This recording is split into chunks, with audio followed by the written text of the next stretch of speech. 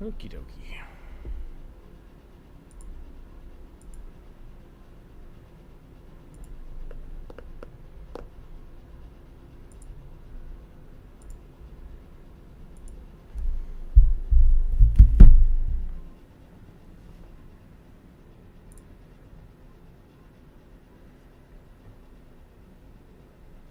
Alright, welcome in everybody.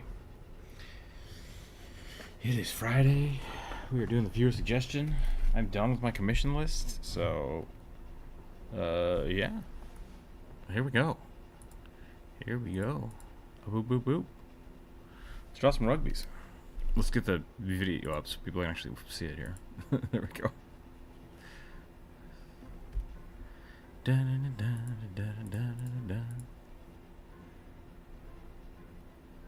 Chorus is not here yet, so we will turn that off.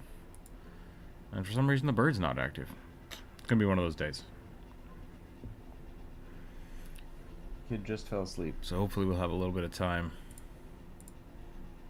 of uninterrupted shenanigans. There we go. Okay. Welcome in, welcome in. We now have less than 25 days to get a video out this month before I will just not be around. So we need to get to work on that. So I guess it's kind of a commission. It's just a commission for myself, you know. So we're gonna do some polar bear sketches today, just to get that out of the way. And then we'll do the viewer suggestion, which we still have a couple left, so. That is a crayon rugby if I've ever seen one.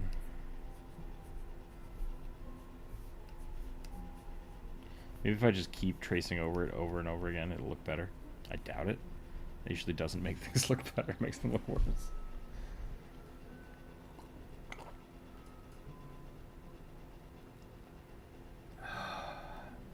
Druid, welcome in.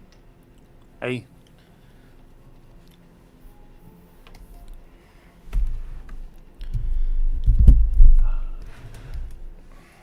I wonder if I get this right next to me. There we go. That's better.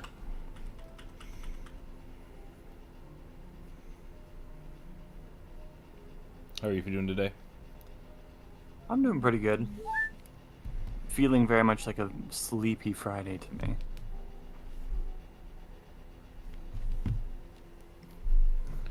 I could use a sleepy Friday. Mm.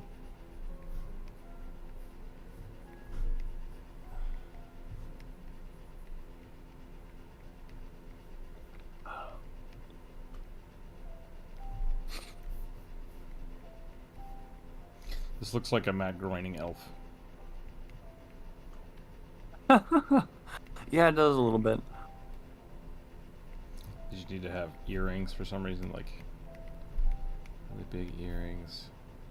I guess they don't have The big old hoops. Yeah. Did you ever watch the I posted it I think in chat the other day. Maybe that was a different chat actually. The Adventures of Pee-Pee. Pee-Pee the cat. I don't think I did watch it. It's pretty funny.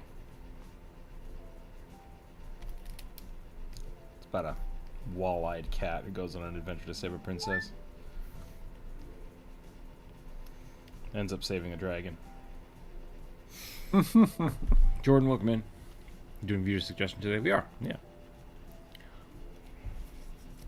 I have no commissions now, so it is viewer suggestions and video game design for a while. Yeah. The crab game will live.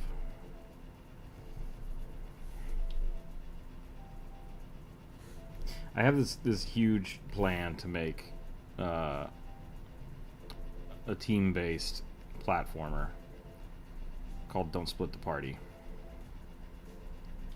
And it makes sense if I explain it, but I'm not going to right now. Problem is, it's very lofty. Like, it's a lofty design. Yep. And so We've had some conversations. Dalcor and I have decided that maybe we start off with a smaller game, like a tower defense, using some of the mechanics of that, so that we can get like a better understanding of kind of what we're doing. And then if that works, then we'll make more games. So for right now, we're gonna make the crab game, which is a tower defense game where you fight crabs. Which is funny because like there's a big resurgence for tower defenses right now, which is great. Yeah. If you can get your game out in a timely enough time to take advantage of it. I mean, yeah, it's not copying any of these other ones. I think the coolest thing about the recent tower defense games that have been coming out is they've been taking more roguelike elements, which is fun. Like I like roguelikes too. I wanted to do something like that, but we'll find out. Like that's the thing. We're gonna start pecking away at it, thinking about it. Yep. The other side of it is games like Bish Bash Bots just came out, and Castle Keepers, which is essentially just like Plate It Up or Cooking Mama. Maybe not Cooking Mama. What is it called? It's the one where you run a restaurant, right? Except they turned it into a tower defense game, and it's really fun. Both of which have roguelike elements, and so like that concept is not new or novel. It's getting a moment right now, which is great. So even if I wait, a year to release this game, it's just a good thing. So I think it'll be fine. I'm not really worried about catching a trend. Magic teacher, young lady, bob haircut, monocle. I think that's already on the list. I think that is on the list, Jordan. So.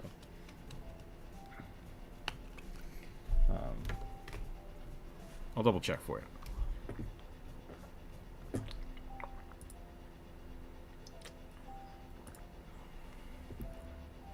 That sounds very familiar, though.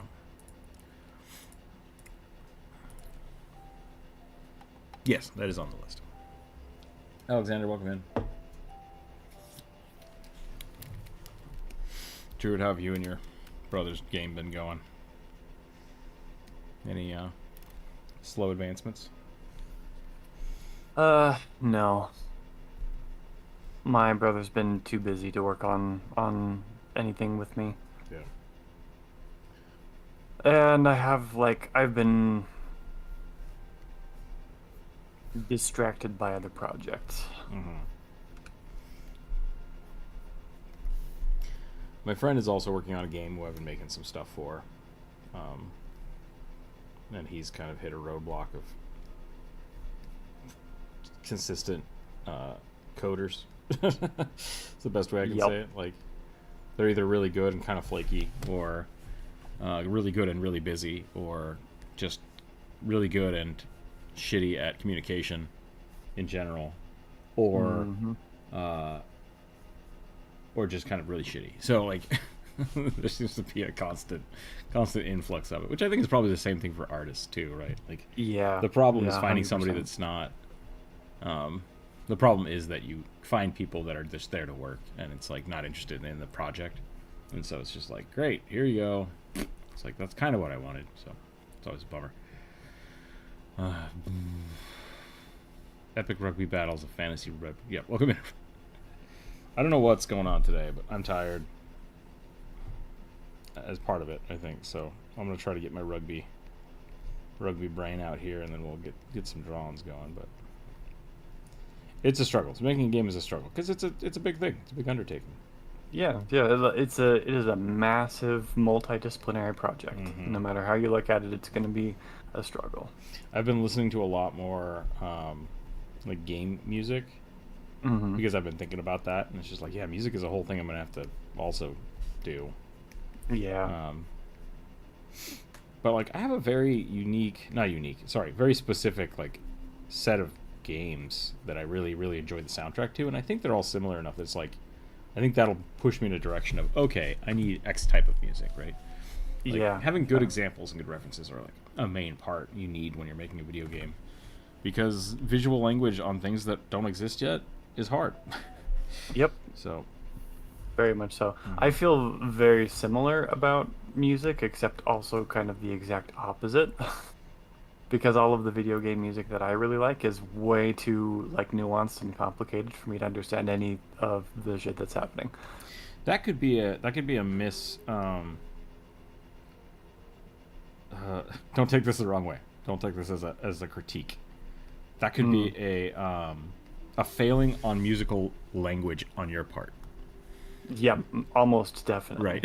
and I think that's a really good example of kind of the, especially with coding and art problems, is that if you don't know enough about coding or art, it's really hard to talk to coders, like, because they have a different language, a different technical language is what I was trying to say.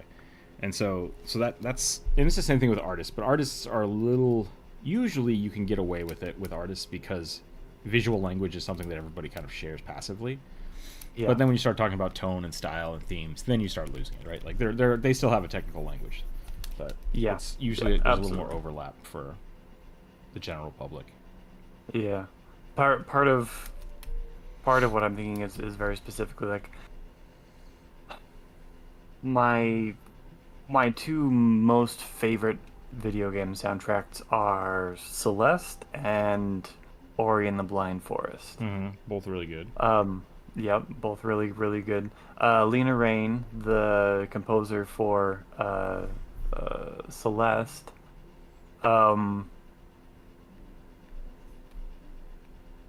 she did something that I would really love to be able to do, which is she used the notes on her score to draw mountains.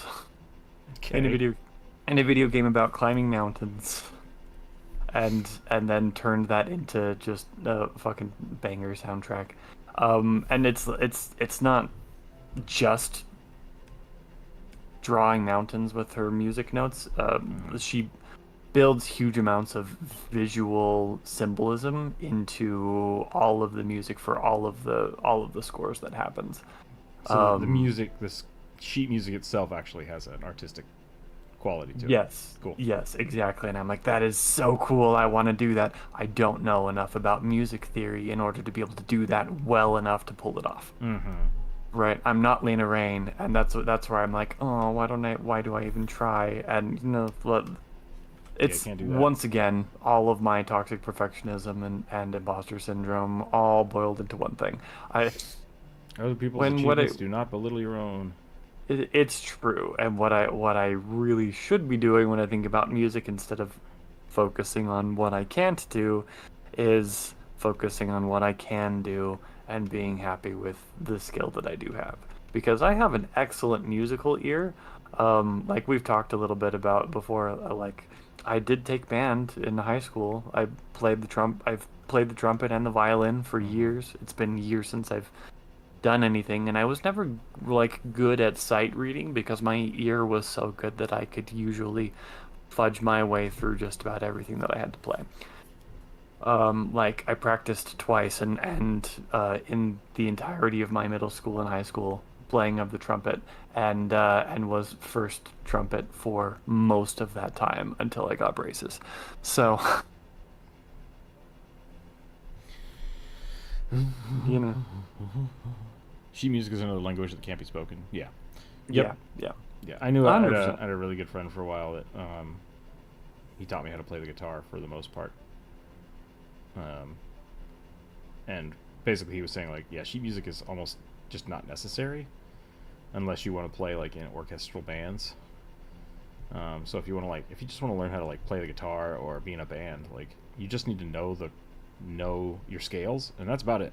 That's it. That's all you need to do. You don't hardly ever read sheet music. It's like, yep. Okay. So, and a lot of people can do that, just play by ear and stuff, which is great. Yeah. Dalcor, if you're listening, which you probably aren't, I had an idea for a crab that lays eggs. And that's the whole monster. It walks, it lays eggs, those eggs hatch if you don't kill them, and then they walk. Tower defense. Beautiful. I'll put that in the... Actually, I'll just do that right now.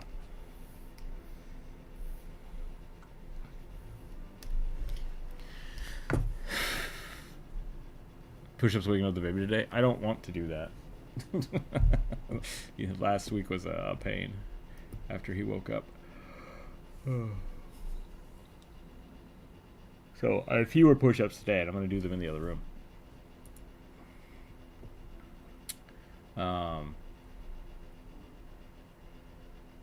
What was I thinking? Oh, the other one of my favorite Adam Savage. What's the word? Dang, what's the word for that? A moniker is a name. Adage? When you attribute something to somebody? Yeah, I think that works. I feel like there's another word for it. But Adam Savage words of wisdom. yeah, and one of my favorite Adam Savage words of wisdom is the only difference between science and fucking around is writing shit down. Yeah. And so that's that big thing. Like when you want to do a video game project or a big project like that, whether you're designing a D&D campaign or something, notes. Just have lots of notes. Yep. That part I do have down, thankfully. I've got pages and pages and pages of notes. Learning a system to do that can be huge. Yeah. Uh-oh. Where is my... There it is.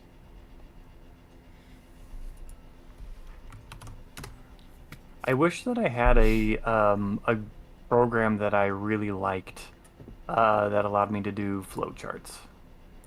Yeah, we did a bunch of studies with them in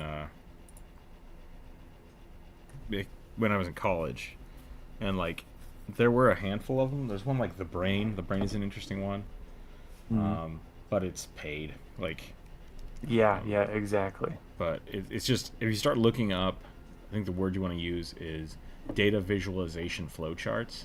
There's a bunch of apps that you can get for them. I tended to find that like Illustrator and Photoshop were really, really nice for it.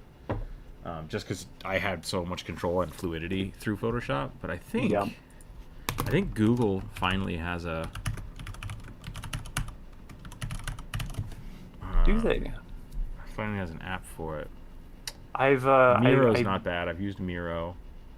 Yeah, I look up a new one every once in a while and hadn't really found one that I liked yet. I've tried Miro. I didn't like it was fine. I haven't tried Google's if they've got one. Yeah, yet. you can just insert a drawing into a Google Doc and start making one, but that's not what I was thinking it was.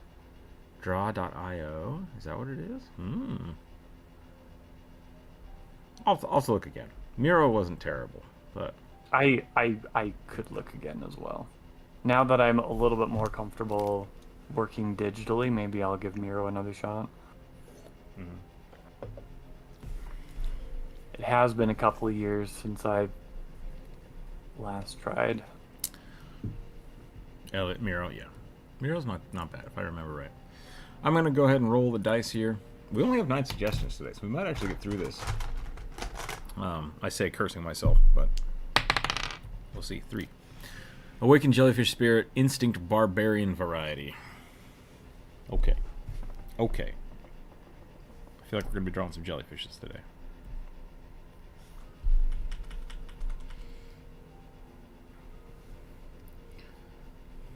Could we make this like an ooze? Where they kind of like take the shape of something. Does that mean I can give it boobas? You think the internet is going to turn down a jellyfish with boobas? I was going to say something inappropriate. What if most of the furry community just really likes boobs? That's all I'm saying. I mean...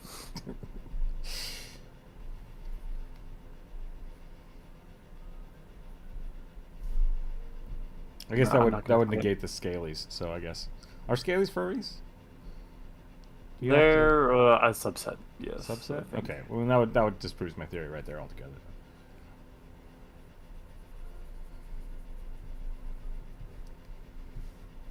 I don't know. I've seen lots of scaly art that still has mammalian breasts. That's fair. Further research is required.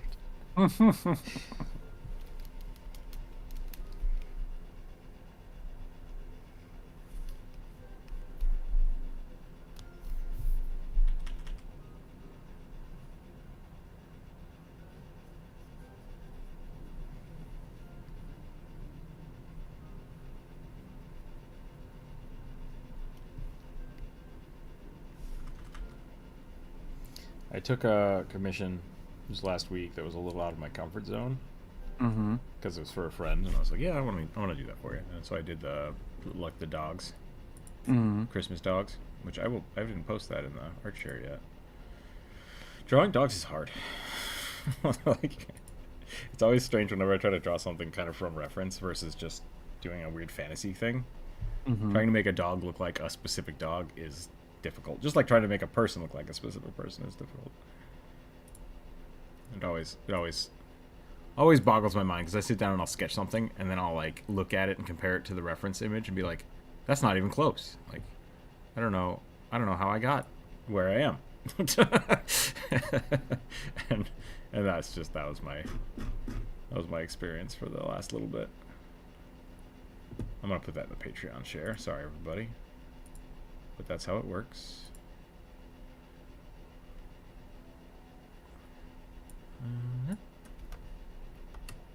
Portraits are incredibly specific. Yeah, portraits and like caricatures.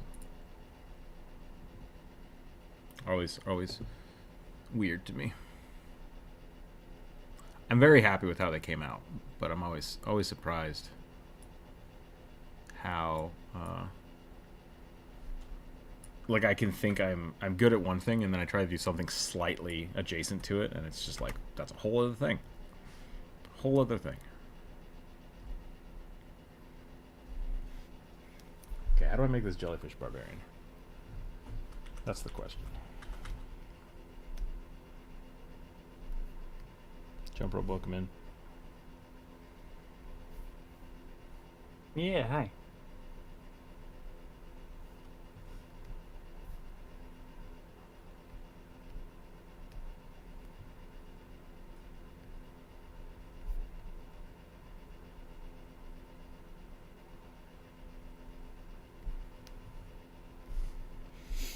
I would allow a jellyfish barbarian to be fluent with dagger. Like, the fact that it has any weapon is funny enough, but, like, jellyfish with stiletto just sounds like the best. Does sound pretty funny. Which came first, the high heel or the dagger? I assume the dagger. I believe the dagger. Yeah.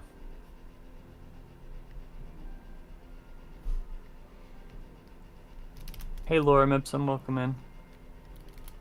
Laura, welcome in.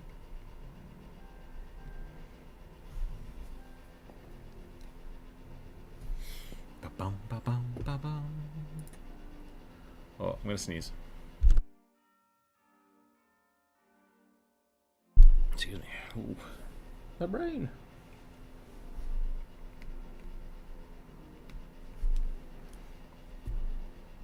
No, I'm not in the Discord chat. Hold on.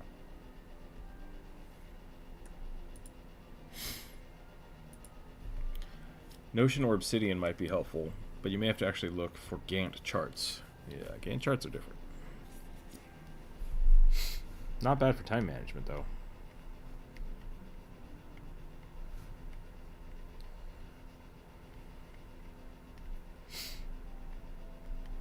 I keep forgetting that, like, what I did at the college was super weird. Like, it just was.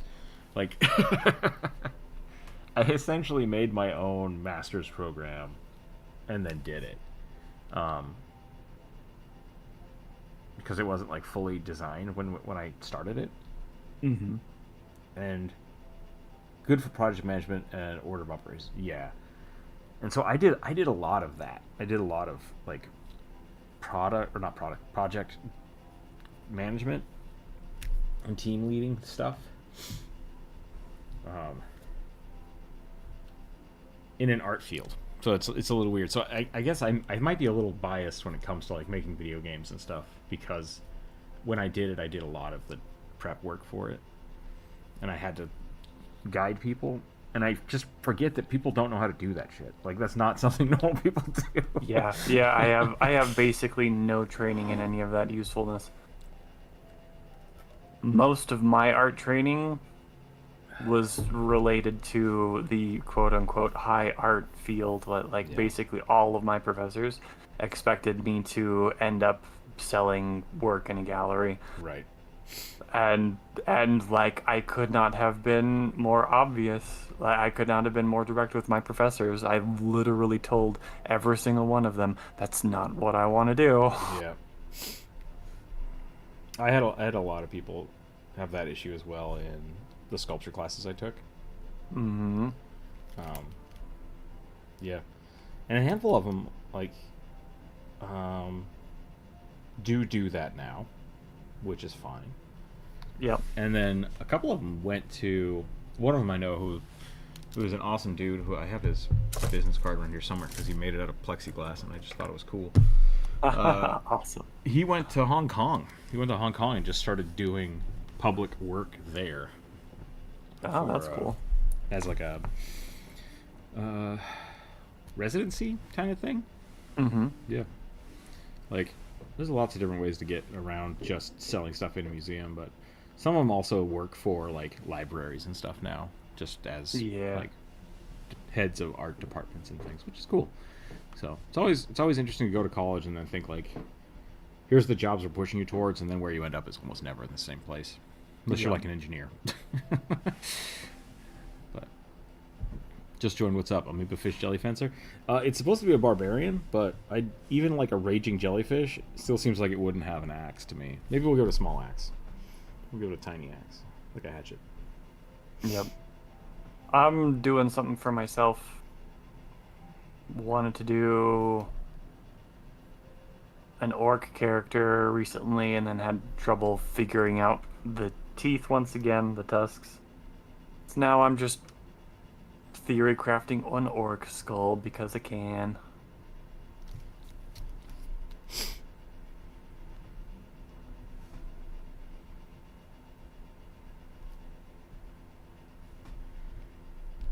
I would like to rage. Jellyfish don't have eyes, but I feel like. Oh, you know what this is? In in Final Fantasy 11 or 14, whenever you use your barbarian or warrior, it's essentially a rage. You go into like I don't Hmm. remember.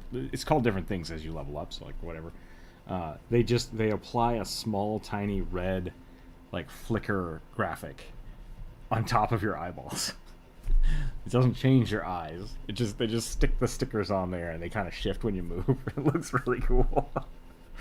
But it's really stupid and cheap how they do it. They're just like it's so funny.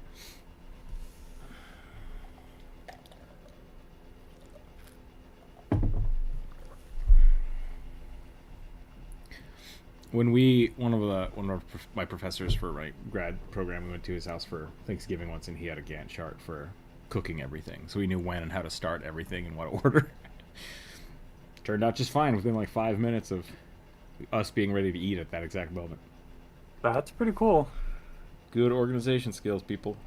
Yep, the most difficult thing of any project is knowing your order of operations. I have been watching Adam Savage, so another little nugget of wisdom from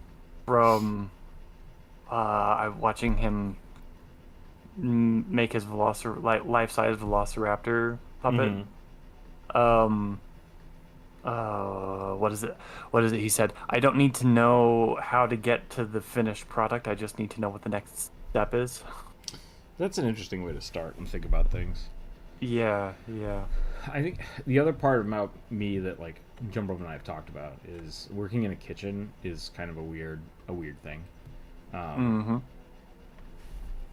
and something that I'm innately good at this point is because of working in kitchens. It's not like, oh, I was born gifted. No, it's like Yep. years and years of getting slammed into my head about if you have X thing you need to make, that really breaks down into like these five things and then the final step. So it's like, why would you do this first? And you just kind of have to like, you have to inherently know which pieces need to be built first before the next piece goes, right? Like, Yeah, and so yeah. you could write out a whole thing about building a sandwich, because if you just stepped into someone that's never done it before and tried to explain that to them, they wouldn't understand. So like, what's up, kid? Hey, that's a very sour face. Oh my. Oh my. You pooping?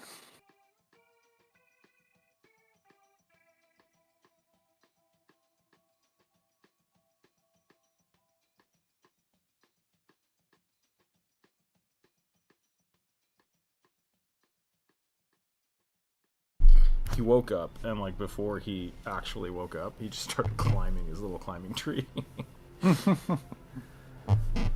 Yeah. Hi. You awake?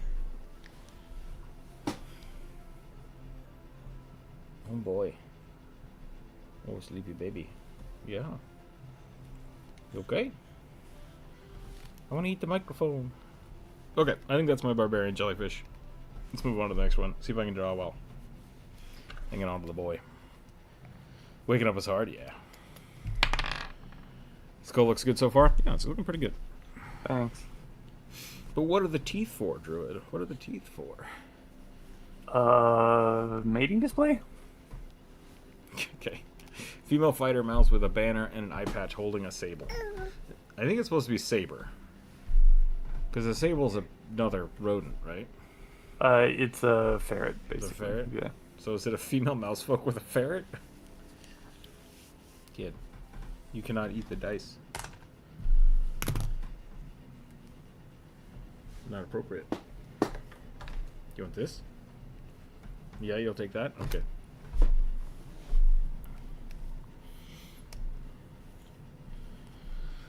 Do it, do it, do it, do it, do it, do it, do it.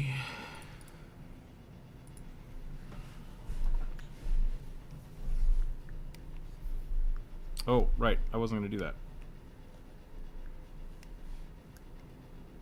I want to start keeping everything we draw on the page. Just so people can kind of see what's been drawn so far. Could enormous stinging cell? That's true. I don't know if I want to give anything one giant cell of something because it'll look like a penis. Whoops.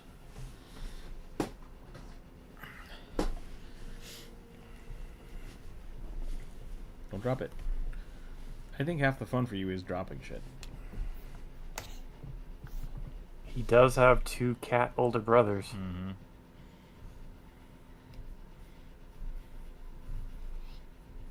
There is a... I wish Chorus was here for this comment, but it's fine. Somebody took... I don't even know if it's real, but they took Alex Jones talking to... Joe Rogan. But he's talking about aliens, but they spliced it over the Warhammer 40k stuff. And it's so funny. I've seen it before, but I saw it this morning before I started streaming, and every time I see it, it's just like, I have to watch this. It's too good. You got the elves, right? Elves? Yeah. Well, they're aliens, but they're elves. They've got these weird horns. It's like, oh my god.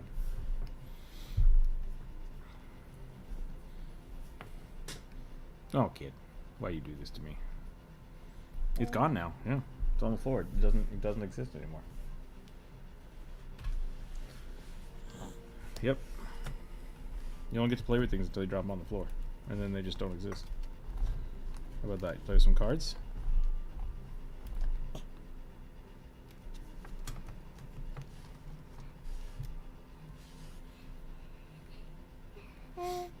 Mm-hmm.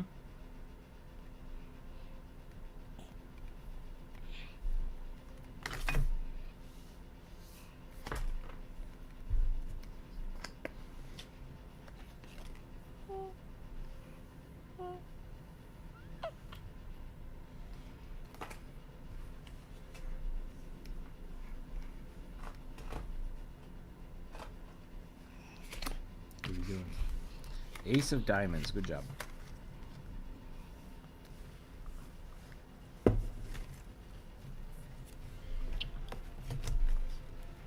Is it bad that I don't know who Alex Jones is? No. That's a beautiful thing. You are better off. Yep. Do not worry about it. It's funny because everything that comes out of his mouth is crazy and bullshit. And so when he starts talking about stuff that sounds like Warhammer 40k, I believe he actually said it, but not knowing that it's Warhammer 40k.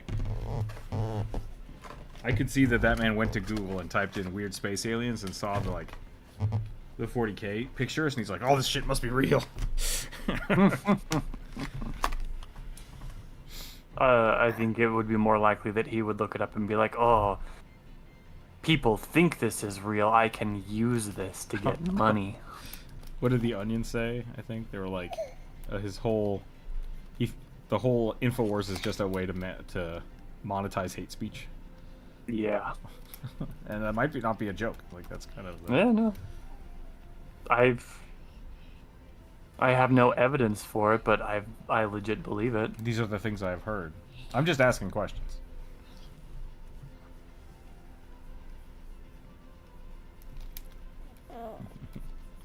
So no, it's a good thing. It's a good thing. Don't worry about Yep. it. Druid and I are just salty Yep. that this man exists. We think he's an ass. And wish he wasn't, because he's got weird amount of influence for a D-rate celebrity. Anyway, doesn't matter. Don't look him up. It's not worth it. Yeah, I'd be really happy if the Infowars got bought by The Onion, which I think it probably will. I thought it had been. It had been, but then Alex Jones filed an appeal stating that all of, the way it was sold was sketchy and bullshit, which from what I read is just more lie. But Yeah. So now he's trying to sue to get back what was legally divested of him by another court. yep. Yeah, I also hope it holds up. I don't remember what this was supposed to be. Ranger? Mouse Ranger? Female Mouse Ranger. So, in the Mario fashion, we'll give her high heels. Ha! And a heart for a tail. This is fan art now. I just realized that this is fan art. But only because I just played Paper Mario. There's some weirdness, and the judge is upset it wasn't as transparent as bankruptcy is supposed to be. Okay.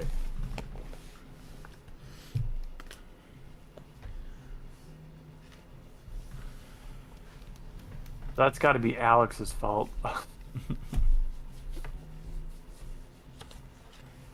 From what I heard is,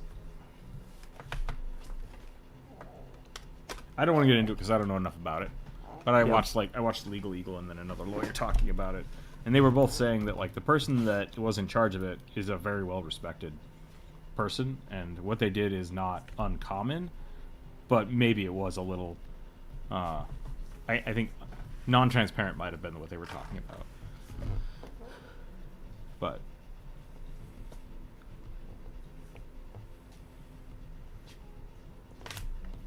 Not in an unfair way.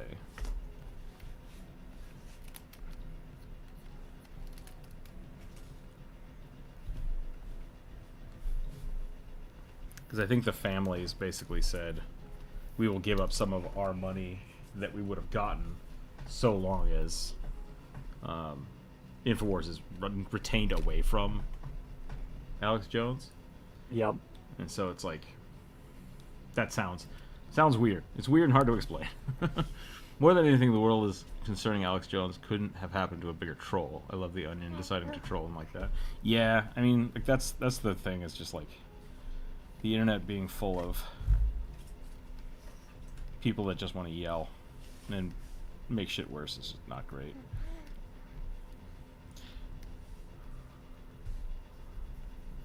I think the Onion does a good job of satire, right? That's the real thing. Is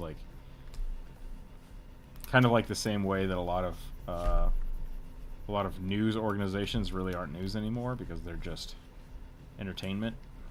Yep. Why you can get as good of quality of news reporting from, say, Stephen Colbert as you can from an official quote-unquote news report. So that, and then that blends the lines between news and entertainment, and then some entertainers go a step further and blend from entertainment into satire when really it's just them being assholes. Yep.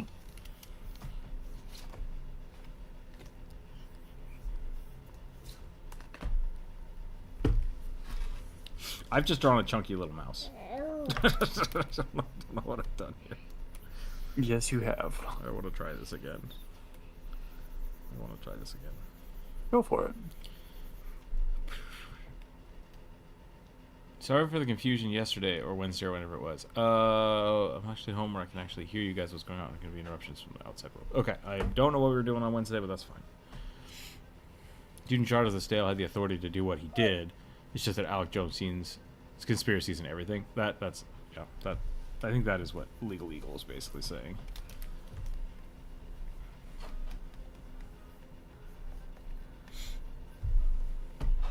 All right. The way it was sold was weird, but both sides agreed that the person that sold it could sell it however they chose. Like, that's the biggest thing. So it's like, I'm going to sell your car however I see fit, period. Here's the money for your car. Hold on a minute. I don't know how you sold it. I'm upset. I think it's basically what's happening. I want my car back. It's like, that's not how this works. You agreed I would sell your car. Hey, man. What's up? I would like to give you a snack, but I don't want you touching my computer while you have a snack. Lips are meaty. Lips are meaty. That wasn't a critique. I just wanted to say it. Yep. Up, up, up, up, up.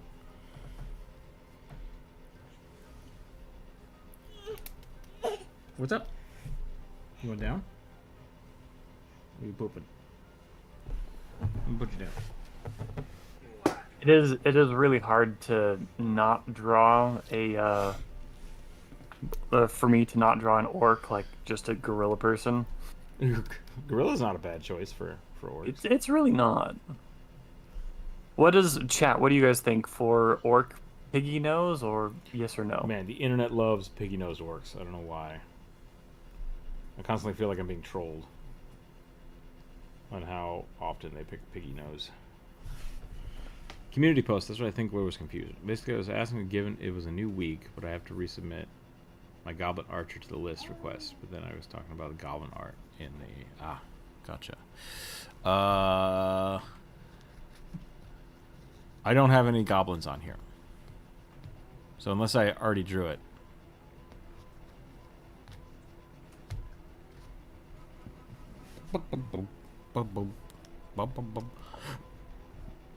Lorem says no. I assume that's to the pig nose. No pig nose.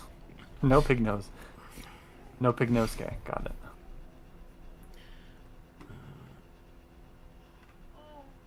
Are you eating cat food? Don't do it. Oh, okay. Ooh. He's talking about the one you drew prior. Gotcha. Okay. Yeah. So just for clarification, every week I post a new community post, and we delete the old ones, the old lists. So that way, every week people have the same chance of getting something drawn. And that way things don't stack up and people don't have like multiple suggestions on the list. So every Monday you need to resubmit it.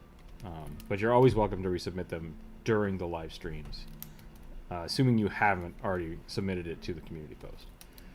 So I retain them from Monday all the way till Friday.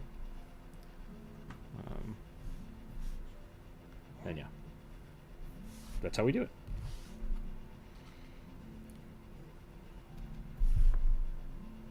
Hype Cyclops? What? Is that where Hinox comes from? A Hyper Cyclops? Is that some weird, like, translation? I don't think I've ever seen that. Or is that the joke from the GIF? Because he's hyping himself up. Okay, so it was drawn. Okay, gotcha. Yeah, I love that in Star Wars there's just random orcs.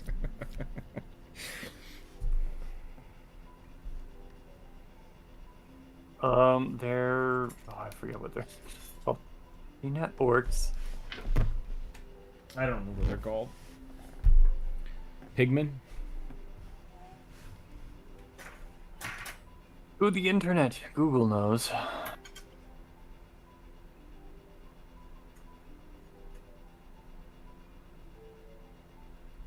Gamorreans. Okay, that sounds right.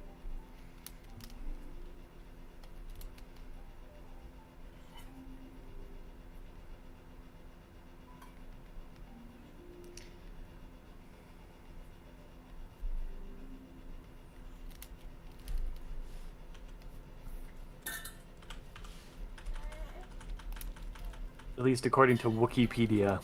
That's the right place to look. Yep. They know more than me.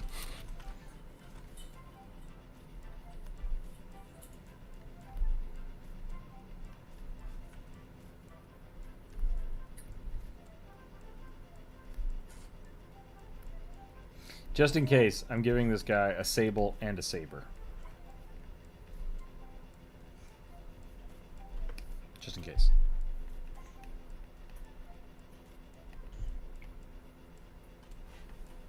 It sure sounds like you're eating cat food, kid. No, he's just banging on the cat bowl.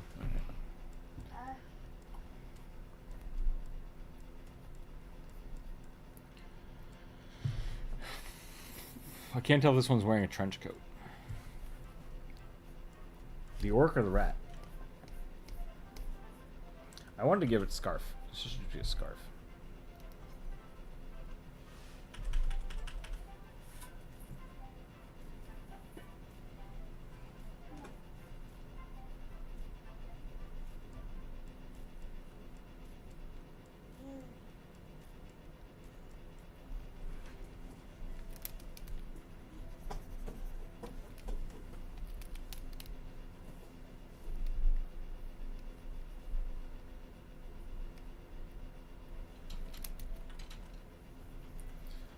Oh man, it feels super weird right now.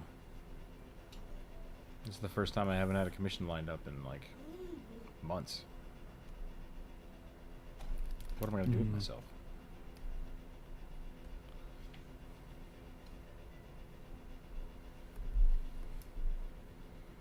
You're gonna start drawing stuff that you're excited to draw for the video game. That's right. I gotta finish the polar bear first, though. Unfortunately, the first part of the video game design is gonna be no drawing. Yeah. Because like I have the base concept and some of the sketches already done, and so now it's just a matter of like, can I make those things work? Question mark. Let's find out.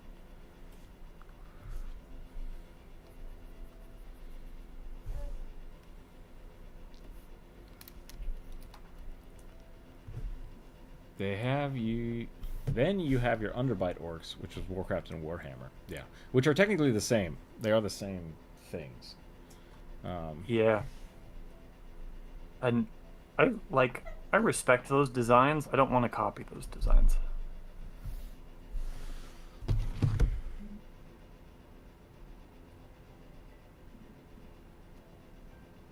I want to do something else, something a little bit more aligned with my own style.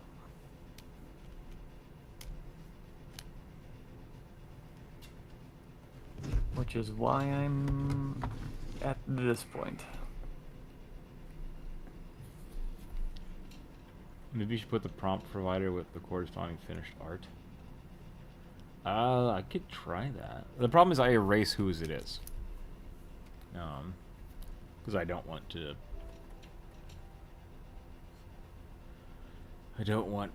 Because we use the list.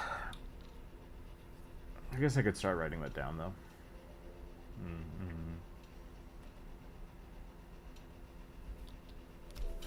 I've tried to remain as impartial as possible. Klingon inspired designs. Klingons are supposed to be orcs?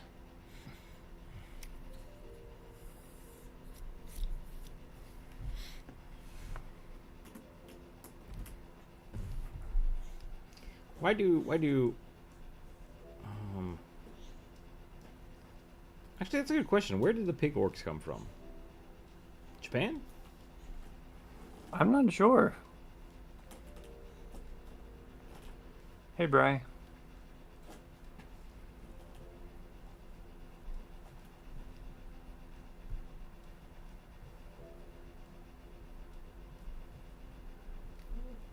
It might be Zelda.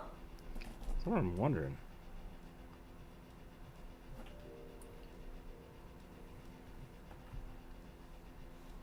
Because, like, the Tolkien orcs were not pigs.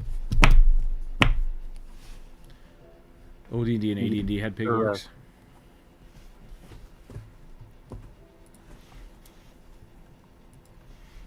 OD&D didn't really have, let's see, this is a Reddit thread, didn't really have physical descriptions for monsters, but in 1E they were described as clearly porcine, which stuck through AD&D. But by 3E, that had been lost and they became more Warhammer/Warcraft looking. As for why 1E orcs in 1977 were pig-like, may be inspired by the brothers Hildebrand. I don't know for sure.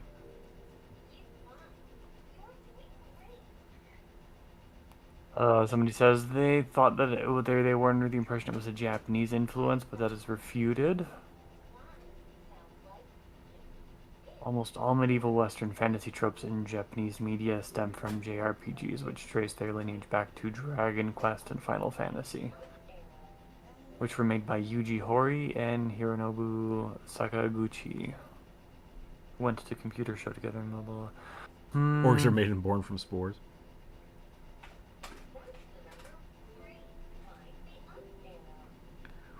Apparently orc is the Latin for killer? I didn't know that.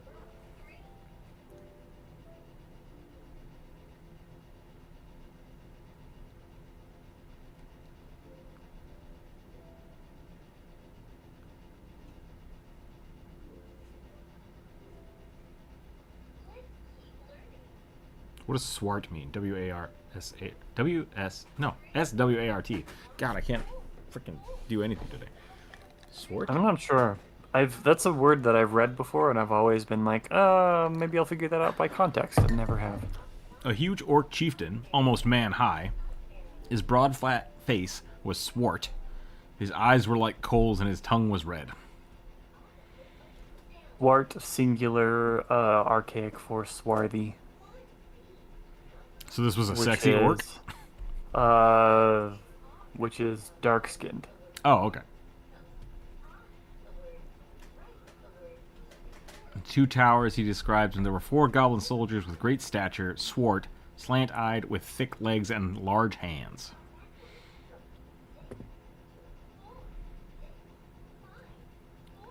Squat, there's another word, squat, broad, flat-nosed, sallow-skinned, with wide mouths, slanted eyes. In fact, degraded and repulsive versions of the two Europeans, least lovely Mongolian types. Okay, that's weird. Sallow is what some are terms to mean an unhealthy yellow or pale brown. Pallor or of a white person when has to close down.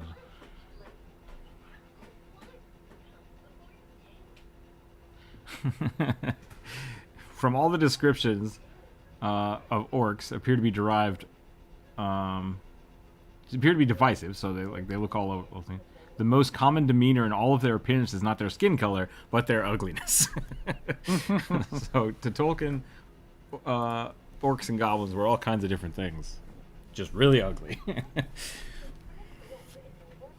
I remember a passage in Lord of the Rings where I think it's when Merry and Pippin have been captured, where Tolkien talks about how basically the different orcs have different prominent features, which give them better traits. And I'm wondering if pork face orc comes from his description of the orcs that have a strong sense of smell. Maybe. And can therefore can detect people that way.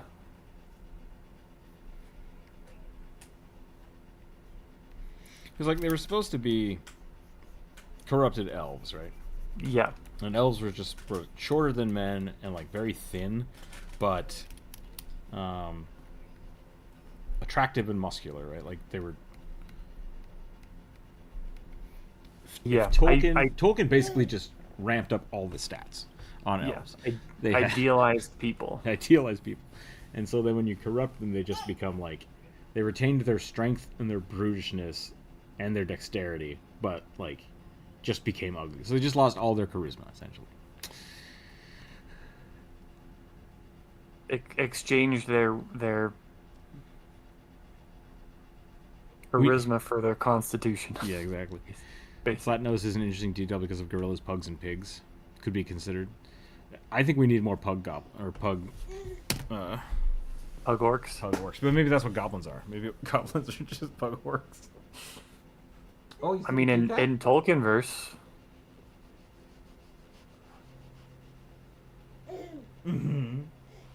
Yeah, go get the kitty cat. Run, kitty cat, run. No, not really. You dumped my food over. Punish him.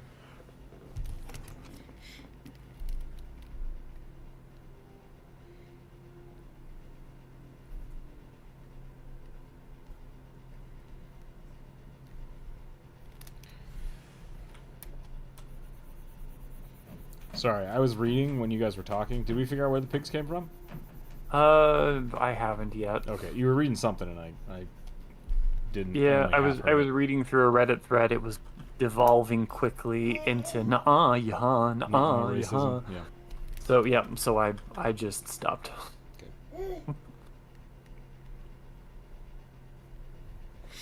I found a really cool. Hold on, let me see if I can find it again. Sexy orc ladies drawings.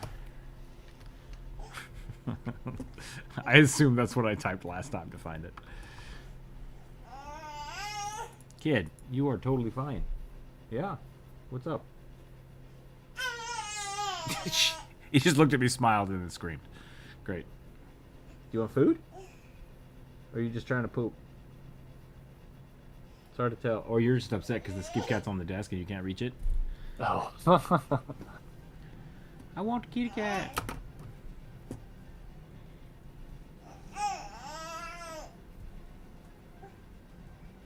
Nope. Dang it. I think I saved it somewhere. I found an artist on ArtStation that draws really cool orcs. And they mostly draw underbites, but like they don't delineate the teeth from the jaw. Like it's just in that art style the way they do it. Yeah, yeah. So it ends up being something like this, which I really dig. It looks almost like kind of like a lizard or a dinosaur. Mm-hmm. But I really like that concept of just kind of like streamlining things, which makes them look a lot less human. But I dig it. I dig that style. Look almost more like a Pokemon. All right, kid. Yeah, I like the head shape a What's lot. going on? What's going on, huh? Why are you screaming? Are you hungry? I'm gonna try to feed this kid. I'll be right back.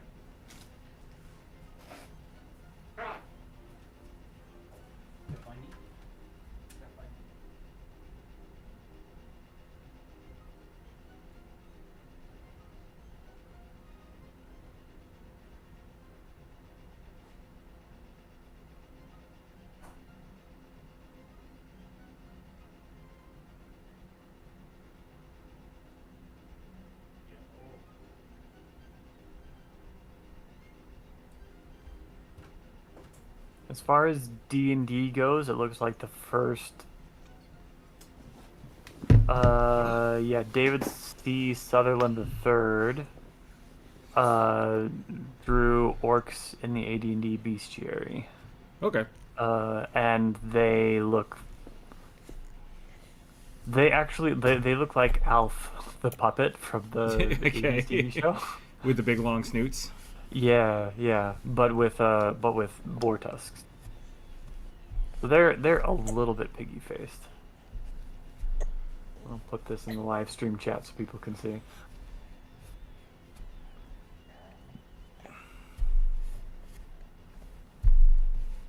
Something you doing?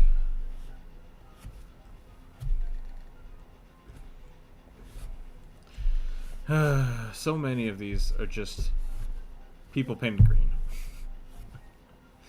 Yep. There's no featural variation. Just green people. Brian, welcome in, by the way, if I didn't say hello. Did you say sexy orcs? I did, yeah. I was trying to think about why I would be looking up orcs, and it's usually because somebody requests something that I just don't know how to draw. Yeah.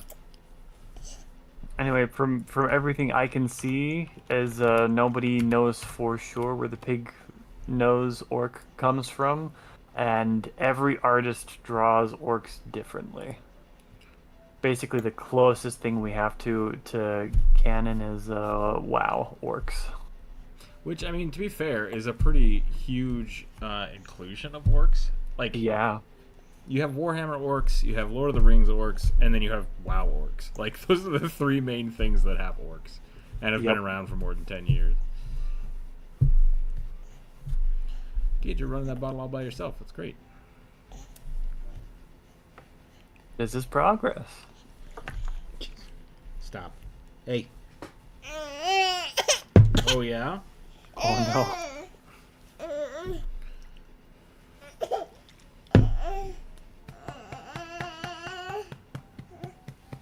Nope, now he's just trying to fall asleep. Okay. no.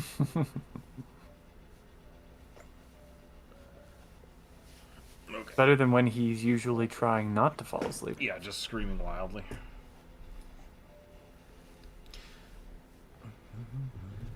I kind of dig the way that Peter Jackson did it. Mm-hmm. Because they took the, like, what does flat nose mean? Everyone thinks it's, like, pushed up pig nose, but, like, this is pretty good. Gotta go to work. Bye. See you later. Bye. Yeah, no. Just, like, just squoosh. Just squish face. Kid. I respect it, but it also still feels mostly like it feels very goblin to me. But since in Lord of the Rings, once again, orc and goblin is it's the same. The same thing basically, so it doesn't really matter. Yeah. You have the Urukai, and then you have goblins.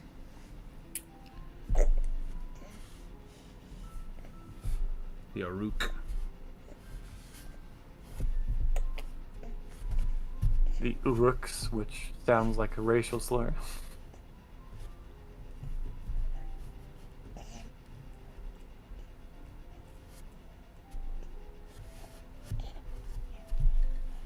Kid.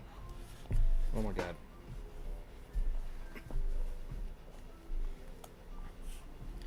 I want to eat and be standing and have all my limbs flailing at the same time.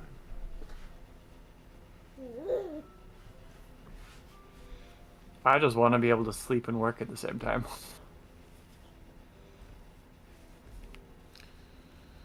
Da, da, da, da, da.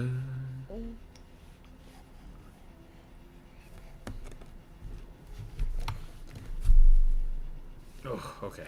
That's a stinky diaper. I'll be right back. I'll be right back.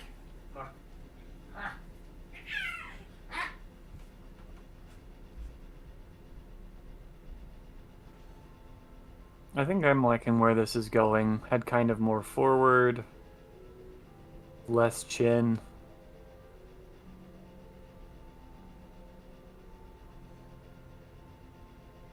Orcs for frog orcs.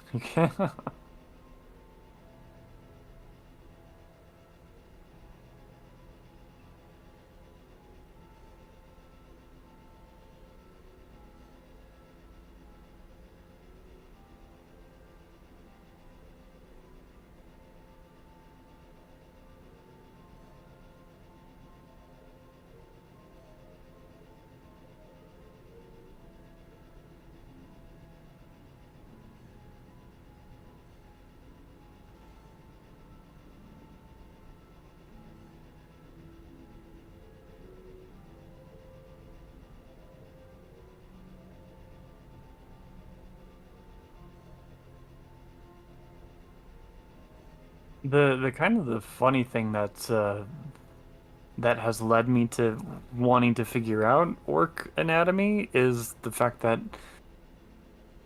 it's impossible for me to tell the difference between a half orc and a and a full orc. I'm wanting to draw fan art of a half orc character. And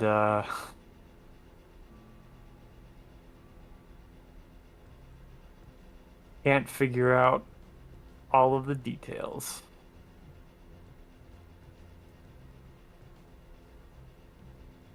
And finding my own stuff seems more reminiscent of the old Gargoyles cartoon. Hey, that's a cool place to be in.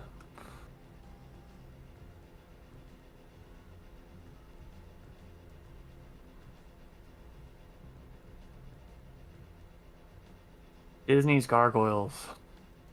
Spawning a whole generation of monster fuckers.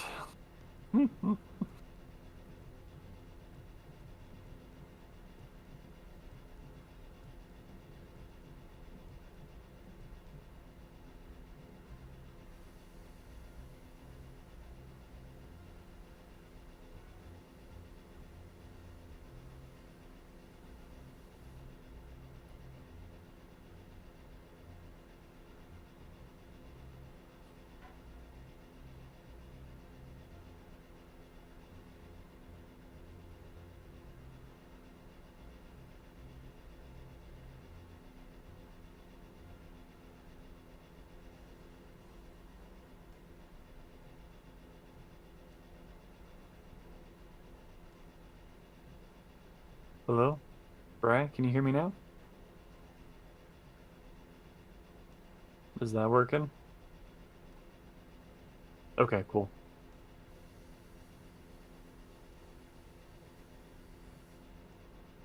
It's a good thing because if the audio issues were on my end, I don't know. I don't know enough about computers to fix it. All right.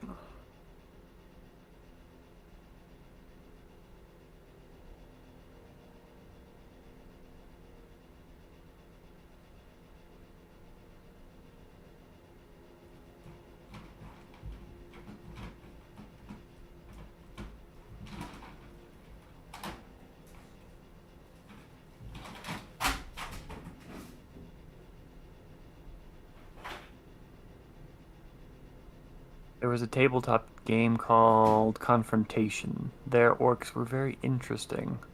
I'm gonna look it up. Thanks, Lorem. I like the well-defined lines and sharp facial features. Thanks. Thanks, Elliot. It really is a struggle to make an orc be not goblin and not human. Orc, goblin, and troll have a tendency to blend together in a lot of their representation in my head. I'm trying to figure out something more distinct.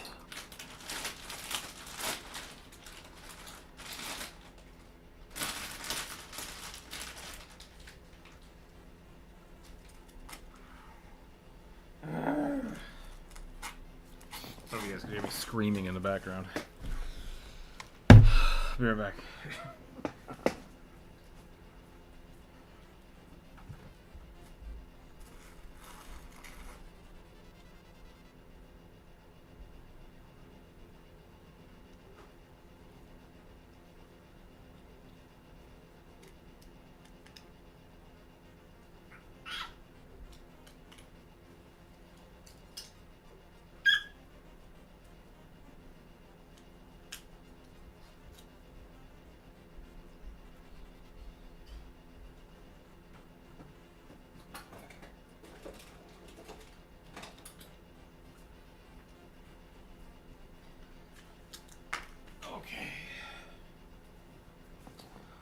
Ah, I see you're going to put me on the changing table. What if I decide to stand up and flip over? Stop. I'm right.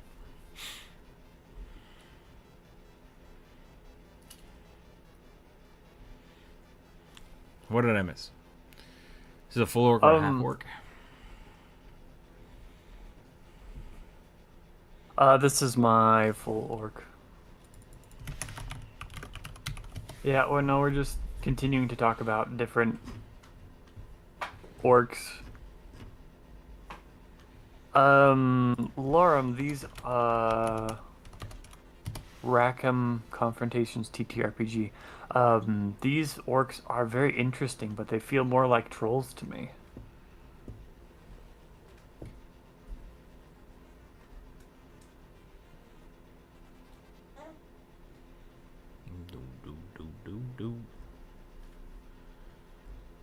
I got some really cool minis for this game. What are we talking about?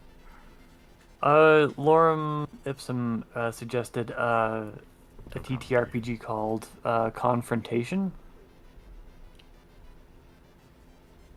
And they've got some interesting, or they've got an interesting take on orcs. As I'm looking at them, they feel more like trolls to me, because the face is much longer, and the jaw is much lower, much stronger underbite. I posted one of the minis. Yeah, cool. It's a respectable take.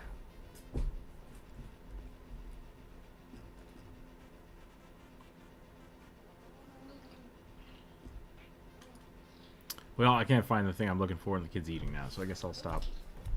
Dun,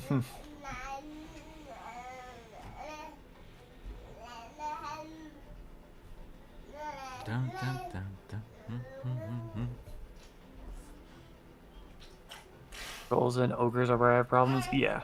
It's the species delineations that I'm trying to be real careful with. I think I figured out how to do goblins and hobgoblins. Now I'm focusing in on orcs. I've never been consistent with trolls, at least not yet.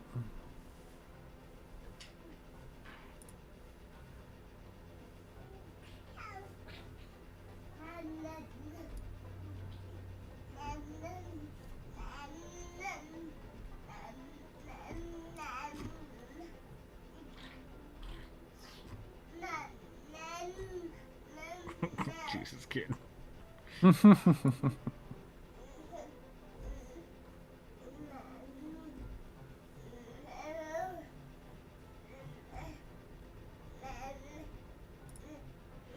The weirdest part is trying to figure out where teeth come out of. Yeah. That's why I started with the skull, right? So that I could isometrically figure out where these tusks are coming. Because it's the same thing with like tieflings and that. It's like trying to figure out where horns goes. Yep. A big part of it.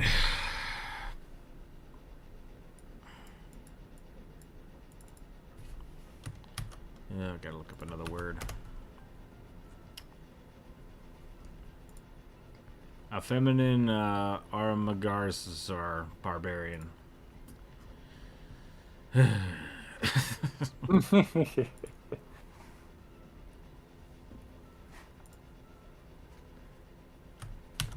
It's one of these things. I posted the word, not the picture. That's neat. Amargasaurus.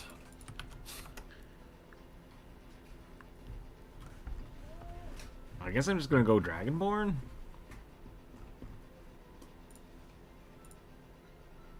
I think we'll go Dragonborn. Oh, kid, where'd you go? I'm pulling the safety equipment off the tables.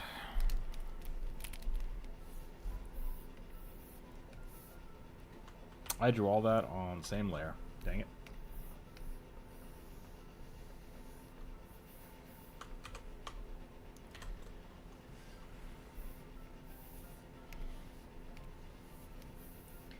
Do do do ba boo ba boo ba boo ba boo ba boo ba boo ba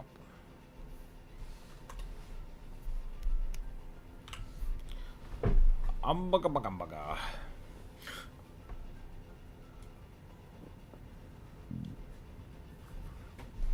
You know, the side-facing tusks.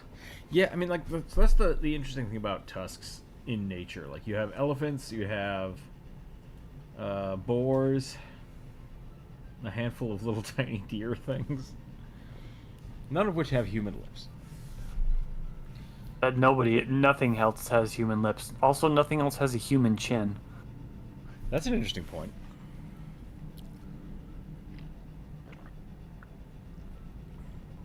So I do think there's a little bit of like, that's one of the reasons I'm okay with the pig orcs.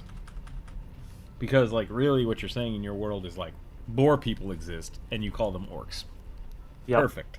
Like, like I almost prefer that you go the animal route when you're making fantasy creatures, because otherwise it's just a person.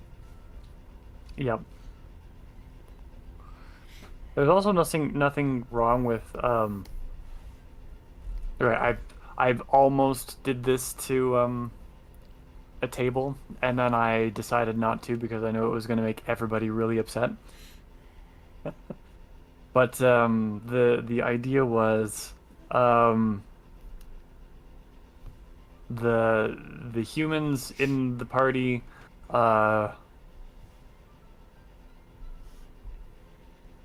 hear tale of orcs, and then in the end it turns out that orc is just the derogatory word other races have for humans. So they show up and fight other humans? They show up to fight the band of bandit orcs that are ambushing people on the highway, and find out that it's just a bunch of humans, just a bunch of people, and the elves that sent them on the quest have not mentioned that orc is the derogatory term they use for humans who are weird pig people with nasty teeth that eat anything, and are selfish and mean-spirited and greedy.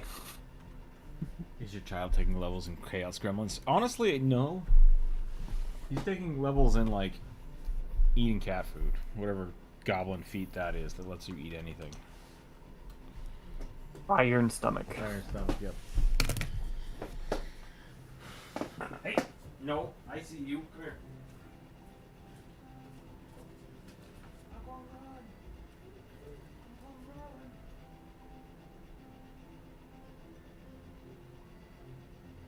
What about an orc that's like a walrus?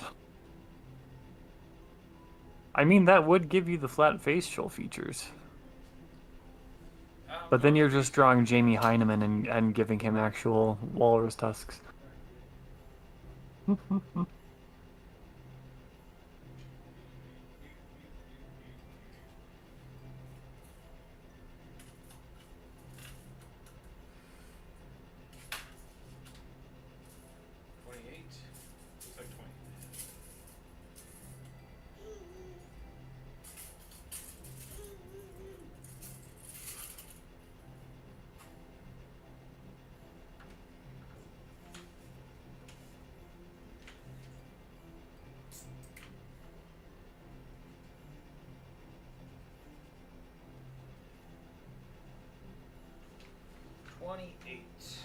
Oh, that's as small as it goes.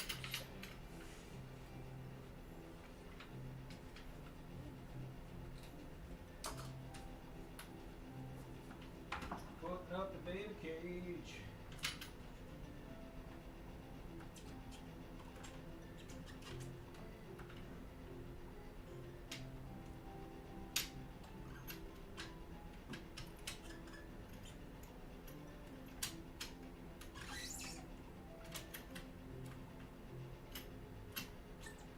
Dude, extend them out to the side of the jaw if you want. Side face, make more like gorilla or warthog.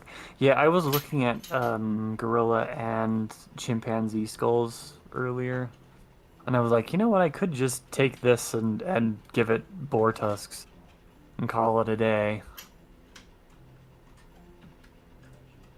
I decided I wanted to wrap a little bit more human into it.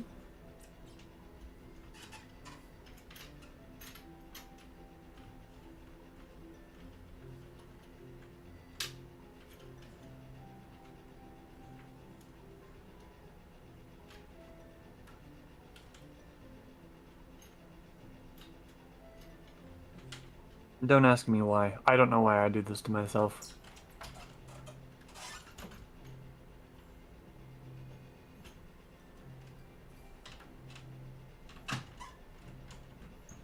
Sorry, I almost got it. 1 second.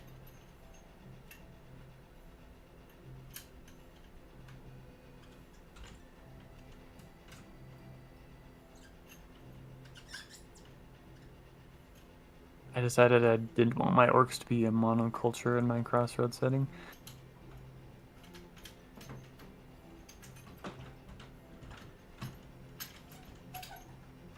Yeah.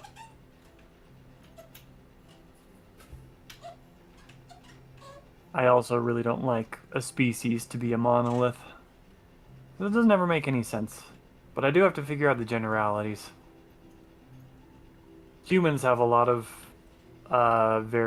we've got a lot of variation in our body plan, but not as much as some other species, and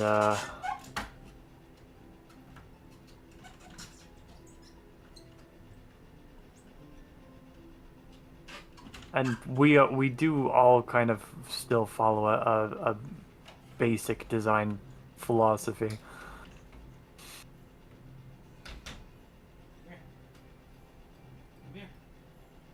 It's the basics that I'm trying to get down.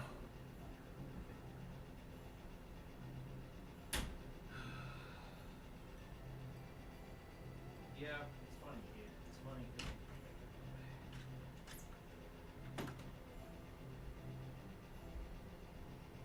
Now I guess the question is, human lips? Gorilla lips? Lipless? Are my orcs lipless wonders?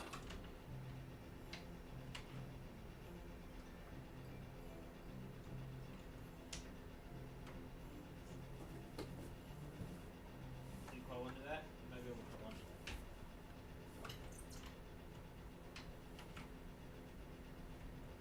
Yeah, the mainland orcs come from a volcanic area where they could carve their homes into soft rock. They took on the cave orc stereotypes.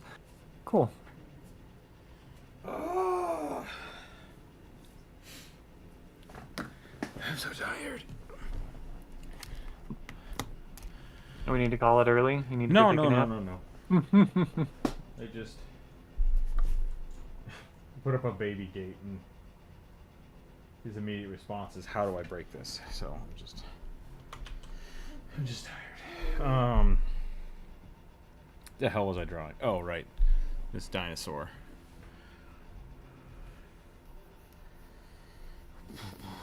Why feminine though?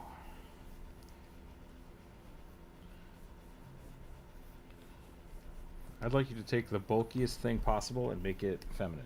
It's like that's the opposite of what feminine means.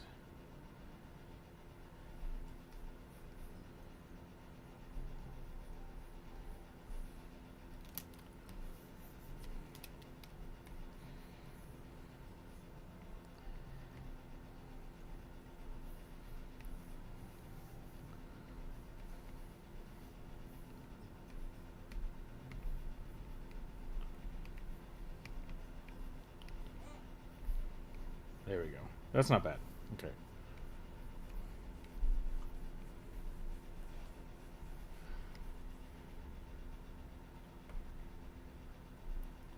These things have really weird, like, bills.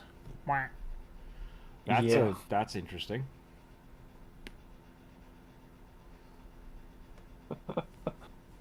Ooh.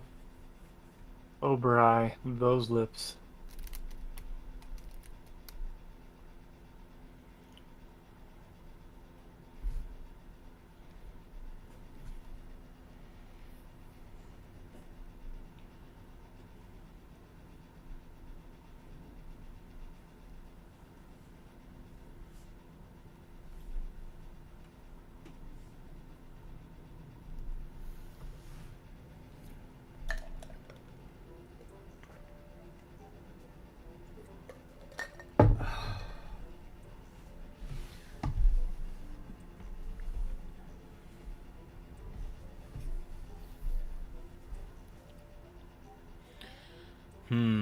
Do I retain the dinosaur neck? Maybe? This is a to some barbarian, extent. so even though they want it feminine and barbarian, I still need to make it bulky, I guess. Well, the Amargasaurus sails Yeah. As I understand it, they kind of functioned like a suspension bridge.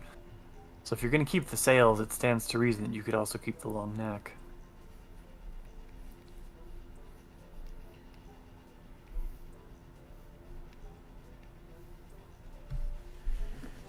Did you figure it out? Nope, not yet. I left enough space under the kid door so that the cats could sneak through it. I'm pretty sure he could sneak through it too. He's just not that clever yet. We'll find out. Yesterday he climbed a bookshelf, like just he was standing with his hands on the bookshelf, and then like side scooted next to the cat tree and got stuck. He got stuck in between the cat tree and the bookshelf. He just like sidled in between them and then like, I don't know what to do now. I worked on a market source and I can tell you the thing has inconclusive up to this. Things are inconclusive up to this point. Interesting. I'm going to run with the whole walrus orc thing on my next table, since I kind of like the idea of orcs actually having to swim speed. That could be fun. Like most of the time in science, yeah. Yeah. Welcome to science, where everything is our current best guess. And that's okay. Hey, at this point we've got a decent amount of best guesses that hold up to scrutiny pretty well. Oh, yeah. No, I mean, like, that's what I'm saying. It's okay. It's totally fine. The thing about best guess is that it's not, what's the thing? Like, there's a difference between an educated guess and, like, a hypothesis. And a Hail Mary. Yeah, exactly. It's like, is it your best guess, or is it a bunch of people trying things and writing it down, and it's the collective best guess? Like, that's okay. Yeah. Because if it's educated, then, like, you're not missing out on anything, right? Like, Yep. but what if the moon is actually made out of cheese? That's not a good guess because we can't prove it. Yep. Okay. And Speak then we on went to that. the moon and we're like, guess what? Not cheese.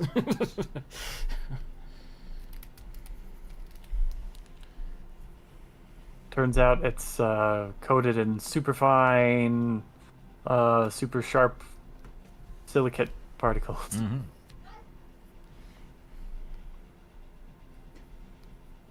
What happens when you take a whole bunch of dust that has never been abrased by atmosphere, collected on an astral body? Regolith. What is a Hail Mary? A Hail Mary, besides being a prayer, which goes into this. This is why I said it that way. Yeah. Hail Mary is a prayer you say to the Virgin Mary. It's a football, Catholic prayer. Yeah. it's a Catholic prayer, yeah. In football, if you have to do something to like win a game, the only thing that will save you is a miracle. Yeah. So it's a Hail Mary pass. It's probably not going to work, but like we're going to pray that it does.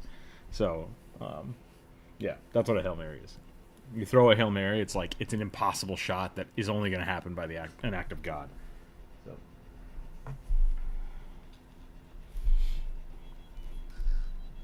I hope I described that properly. I don't like this face. These things have really weird, derpy faces. Yep. And that's again our best guess. Only our best guess. Right. I don't think we've got any Amargasaurus. Kind of like a last resort. Yeah, kind of like a last resort. The Hail Mary is just like it's we gotta try it, right?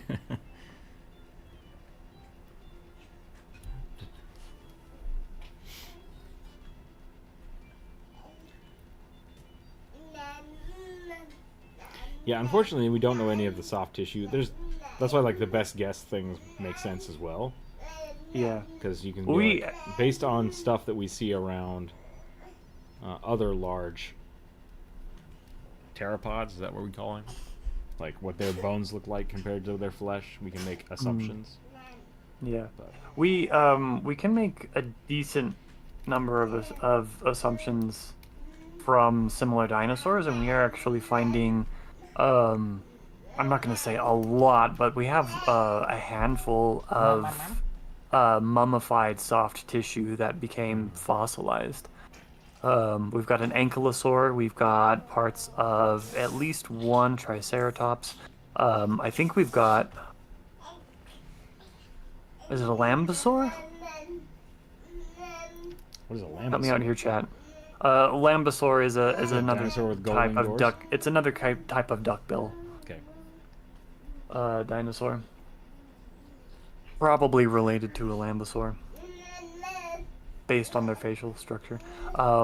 Anyway, so like, we have enough to know that there's different kinds of scaly pavement on a lot of dinosaur skin. We know that Triceratops had quills. Spiky all over, you mean?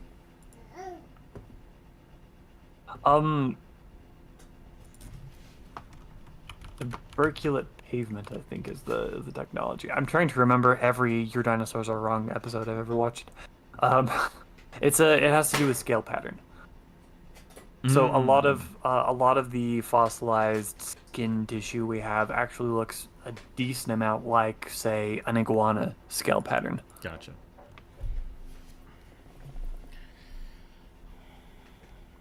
Hey, Corvus. Hi. Welcome in. Ugh, so tired. You alright? Long day. Just got home. How'd your doctor visit go? It went fine. Good. I'll talk later That's fine. about it. Yep. Sounds good. Not only the mummified stuff, tissues have left mark on bone. Apparently, the tendons attached, for example, and extrapolating from that and the degree of freedom, we can reconstruct tissue quite good. Yeah, that's kind of what I was saying. Yeah. Like, because we know how, like what you were saying with tendons and stuff. Like, we can compare how bone and tissue connectivity and shape patterns happen now, and then we can extrapolate backwards, right? Like, it's the great thing of like, oh look, we found a cyclops skull. It's an elephant. Yep. Yep. Or a mammoth. Or a mammoth.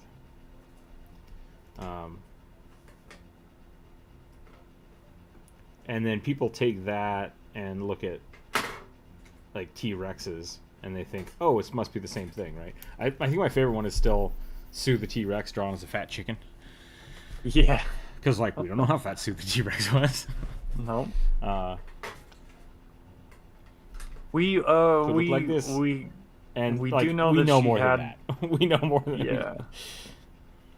Which I We still do know that she had an abscessed tooth, and may have had some difficulty. I don't think, if I'm remembering correctly, I don't think that the latest guess is that she died from the infection in her tooth, but she may have had some difficulty eating.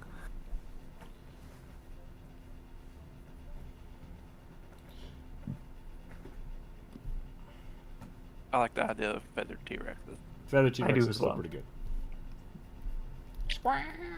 And we're pretty certain about that. We know that velociraptors had feathered tail fans. What about the Utah Raptor? It is generally, I don't think we have any like hard evidence for feathers on them, but it's generally considered accepted that they would have had mostly feathers because most similar species appear to have had feathers. Have you guys seen the ringtail dinosaur? Ringtail? No. Yeah, we've got I can't remember which species it is, but it's I think it's a raptorial species. But we've got fossils of it that preserve the melanin patterns in the feathers.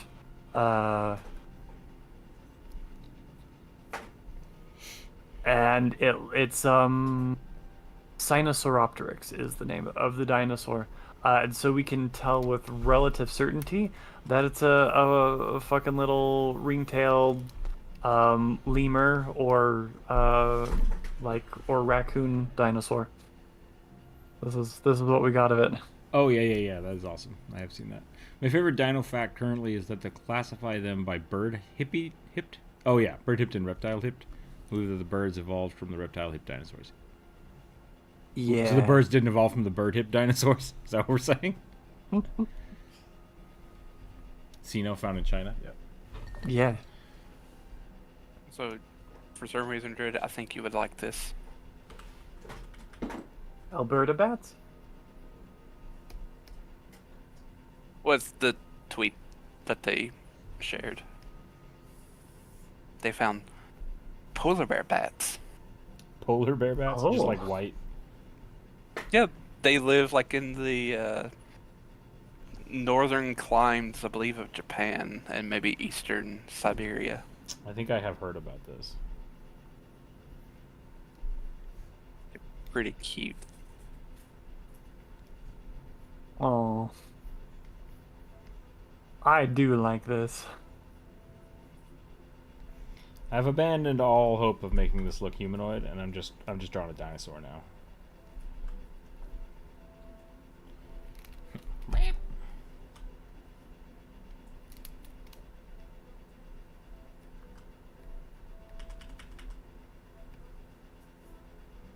If you guys want me to draw sexy big titty dinosaurs, maybe commission me. Yep. That's where the big bucks is. It's on the table. As long as it's not fucking a car.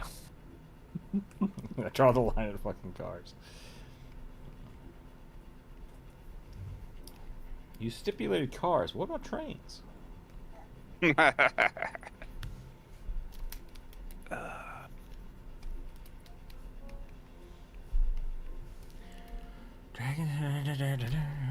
What do you guys think about orc hair patterns? Because like human hair is very weird. I think it. Pretty Go ahead. abnormal. I think it should be variable. Like depending on the color of the orc. Mm-hmm. But for the most part, like I tend to do. One, you got pointy ears, and two, you got tusks. So you don't want long shaggy hair because it's just gonna get caught on everything. Yep. So I either always do very short shaved sides, or like braids or knots or Oh, dreads. yeah. I'm asking specifically like how do you think natural orc hair growth would be different from human? Yeah, I'm saying it's not. Like I think it's. You think it's the I have same? no problem with there being all kinds of hair types for orcs. I usually don't either. I'm Yeah. just yeah. He's Druid. I'm trying to figure out how they're different from people. They got tusks and they're green, usually, or gray or brown, Racist? No, I'm just and pointed And ears. spines. They have spiny hair. They have spiny hair. Yeah, you can, I don't know, maybe like extrapolate from a boar or something.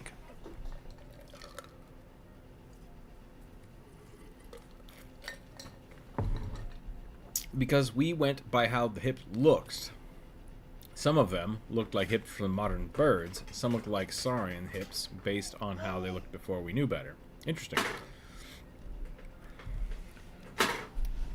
I So know the nothing bird of. hipped ones evolved first and then died, and only the birds remained. And then they evolved it that way, I guess. Something like that. I know nothing of dinosaurs. One thing that is becoming pretty clear is, you know how modern birds have very unique respiratory systems where they like it's a circular breathing where they don't breathe tidally. They don't have to breathe in and breathe out. They can breathe in and out simultaneously, basically. I have no idea what you're talking about. Okay. I have not heard of this. modern birds have very complex respiratory systems that are extremely efficient in terms of air exchange. And it means basically, while like, they still have a diaphragm that has them breathe in and out, they also have air sacs built into the system basically that hold the stale air and allows for a much more efficient air exchange. So it's not as simple as breathe in, breathe out. It's basically equates to always breathing in and out simultaneously. I want you to hear the words I'm saying. Uh-huh. And just, I don't disbelieve you. That sounds like bullshit. Are you a fellow paleontologist? No, I am a fan of biology and know enough to vet my sources. That's it. That's totally it. I follow a channel called Your Dinosaurs Are Wrong, which I love. If you're not familiar with it, I highly recommend it. Lorem Ipsum. I think you would probably enjoy it. Kid, oh my god, kid, what are you doing? I know nothing of dinosaurs, and so I cannot add anything to this conversation. It's fine. Anyway, I'll show you. I'll pull up a diagram of modern bird respiratory systems.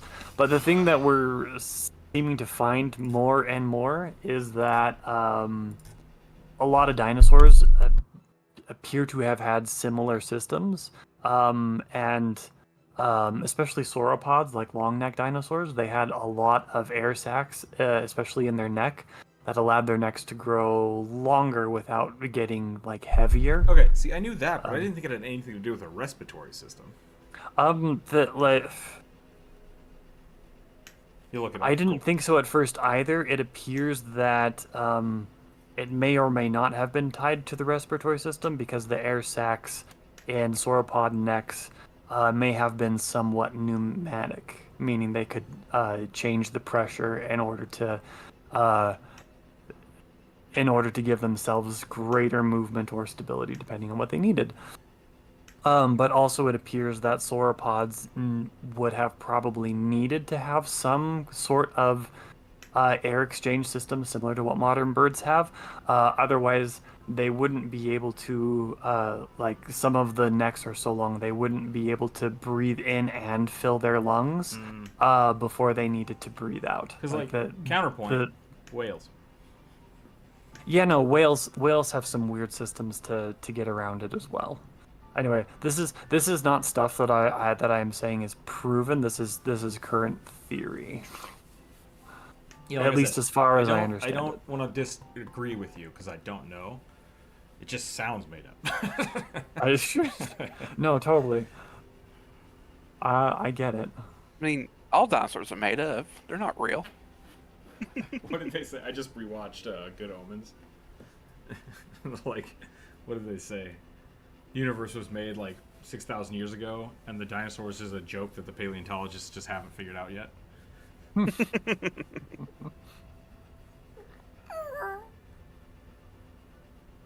Yeah, kid?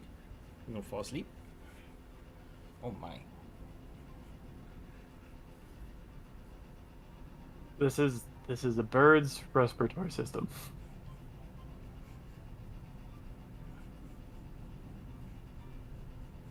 I don't know how it all works, but they have a whole bunch of extra air sacs. I know they had like, doves have an air sac that they inflate for different reasons, but like, yeah, I assumed that was more like frogs, you know. It does sound made up, and that's why you know it's nature. The weirder it gets, the more That's kind of fair. Birds have found that the air sac systems in their shoulders, hips, and girdles. Interesting. Because like, so here's the thing, like, my immediate response to that is like people thinking it would make them lighter, but like that's not how physics works. So it's obviously not to help them fly. So that's out, because having air in your lungs makes you that much heavier. So that's counterintuitive to flying. You wouldn't want to fly with inflated air sacs. The thing that I said with lightening the neck on a sauropod, Right, that that's specifically has to do that specifically is air sacs built into the the bone structure. Right? the bone structure. Yeah, I just saw something about that. They were talking about basically like how do you build something bigger without increasing weight, because you can't just Yep. make more bone because it's expensive biologically to make.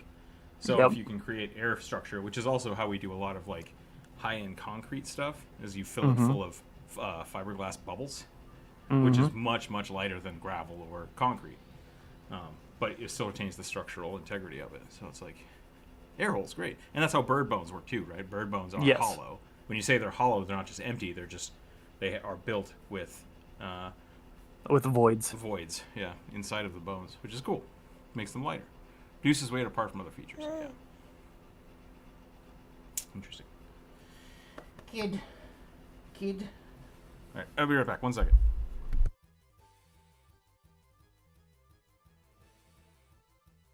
My only favorite dinosaur druid. That's a lie. There's one other. Styracosaurus. That's a pretty cool one. It's that. Well, that one is the crap. What's it called? Regasaurus. It's a triceratopsid. I can recognize that. Yeah, it's Regasaurus. The Regaloceratops. Cool.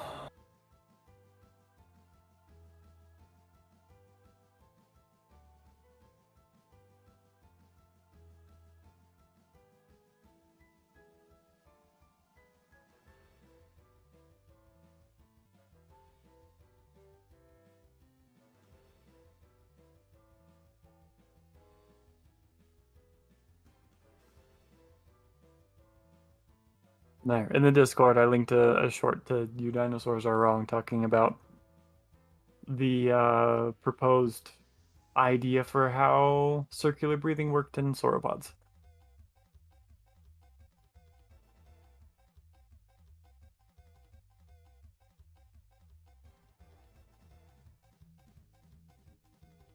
I also like these.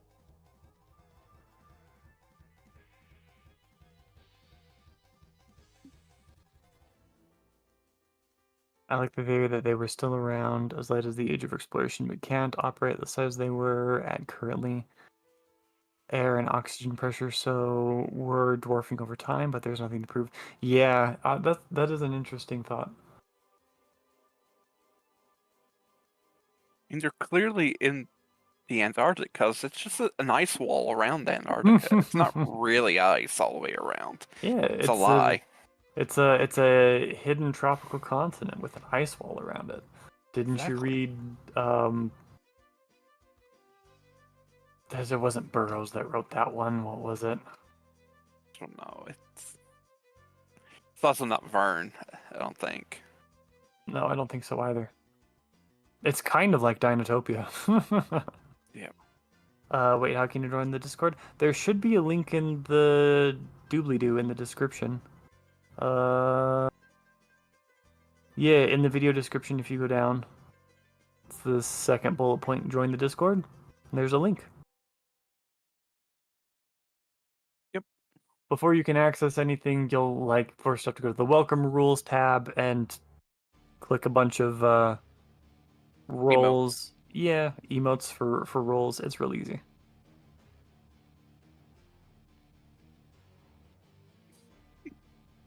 But yeah, we Rook and I post all of the drawings we do there, and people are free to use them for their games. Just don't, steal it and try to sell it. Yep. And yeah, you're welcome to hang out. You can try to find a D&D game if you want. They're pretty few and far between, honestly. It's mostly very chill, very quiet server, but people post art all the time. You're welcome to post art. You're welcome to ask questions about art.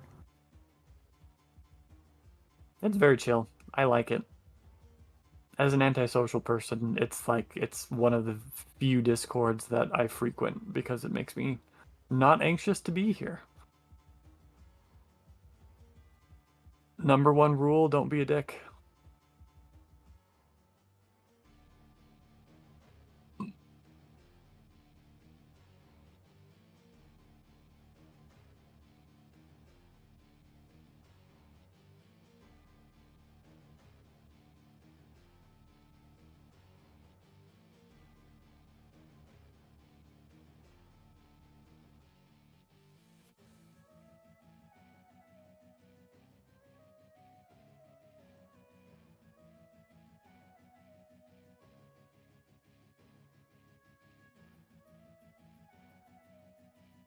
Alright, I'm gonna figure out some hair on this orc, and then I'm gonna actually contribute to a drawing.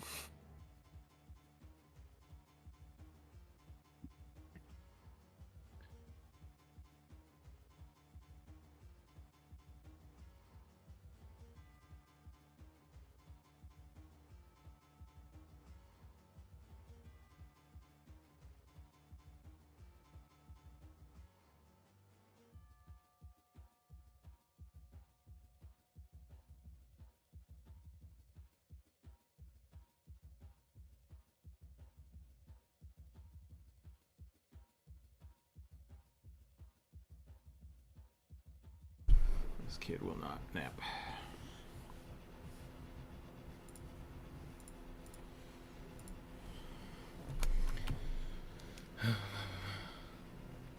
This one's throwing me through a loop Yeah. because it's a dinosaur I've never drawn before. And What kind of dinosaur is it? A Margosaurus. that's what started this whole dinosaur. Oh, It's the the other one I like. the skeleton you just posted because you think it's cool. It is very cool.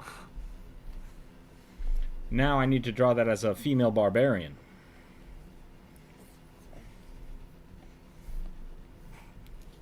Hence my problem.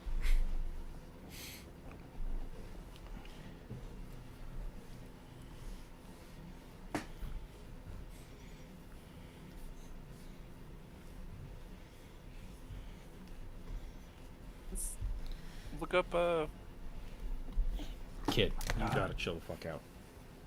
Stop. Can you think of that one dinosaur show from the 90s? Dinosaurs? Is it just dinosaurs? I think so, yeah. About like the suburban family? Mm-hmm. Yep.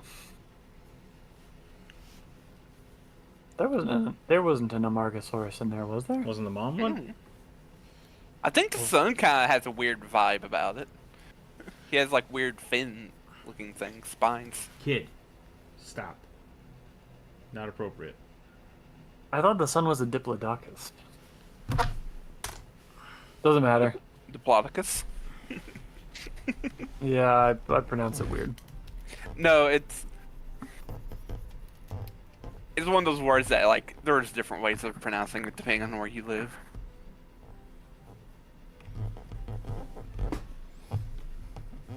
Orcs have coconut hair because they are fungi. Not the mama. Yeah.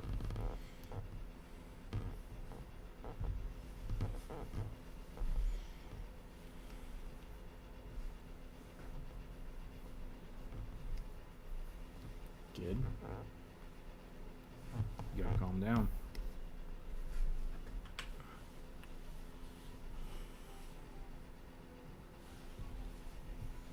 No. Okay. I can't be at the computer right now. I'll be right back.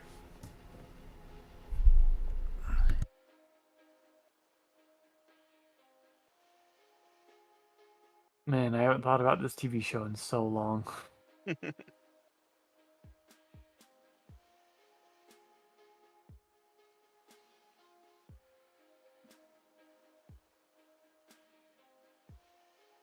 The orc looks good, you'd ask him for a date. Thank you.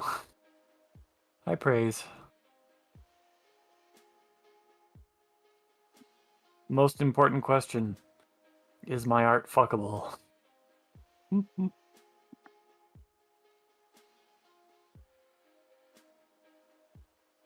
Would you not?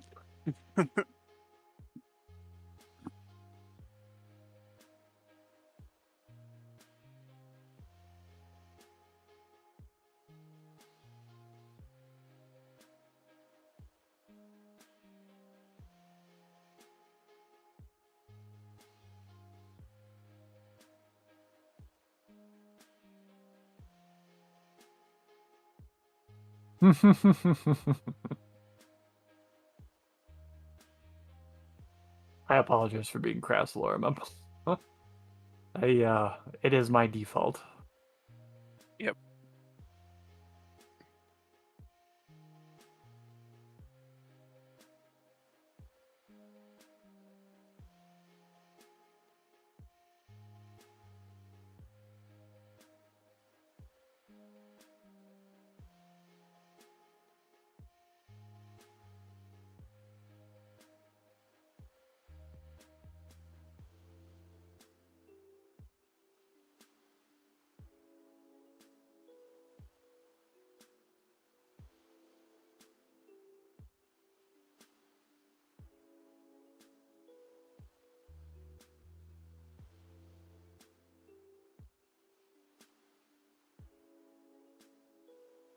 All right.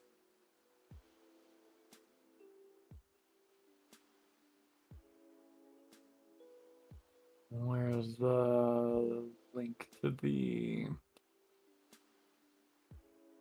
prompt list? Nope, that's not it. There it is.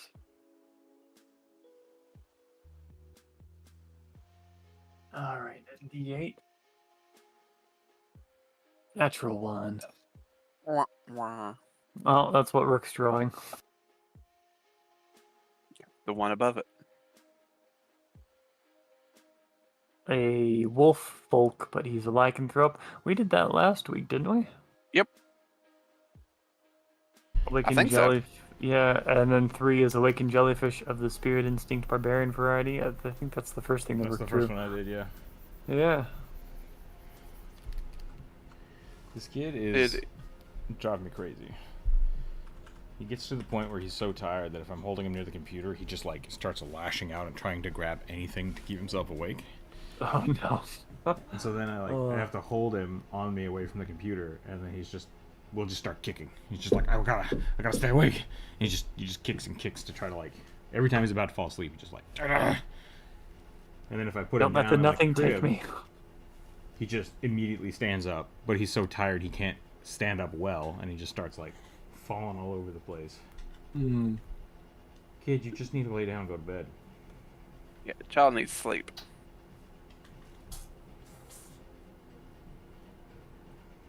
Yeah, there's no handles there, kid. I think then that I'm doing a burly demonic Krampus barbarian minotaur. Already done. Oh, is it? Yep. Human armor artificer abjuration wizard? Not been done. Plate armor, no helmet, using huge. I don't think I protective did. I do the magic. Krampus? Yes. Hmm. Because I'm looking at it right now. Okay.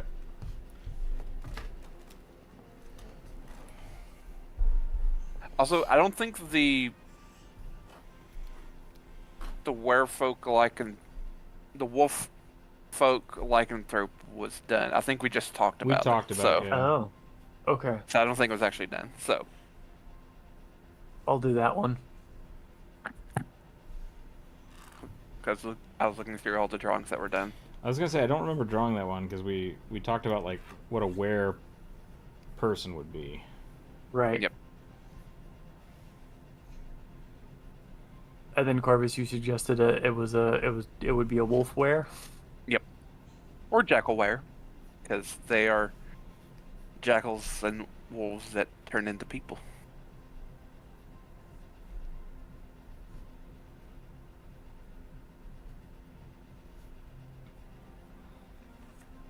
Last time I looked up jackals, I had a hard time deciphering the taxonomy. Are jackals now just considered Egyptian wolves? No. So no, Corvus has got Egyptian this. wolf is a jackal. Okay. I thought jackals that were depicted in Egyptian stuff, like art, are extinct. Is that No. the case? No. No. So this is the whole confusing part. So like take like Anubis. Anubis is not a jackal. Okay. That comes from the ancient Greeks who kind of thought that he was a jackal because he was a funerary god. But really he is a black wolf. Okay. And so he is like more of like an African wolf or a golden wolf. Because jackals don't live in Egypt, That's what like it at is. all. Okay. Yeah.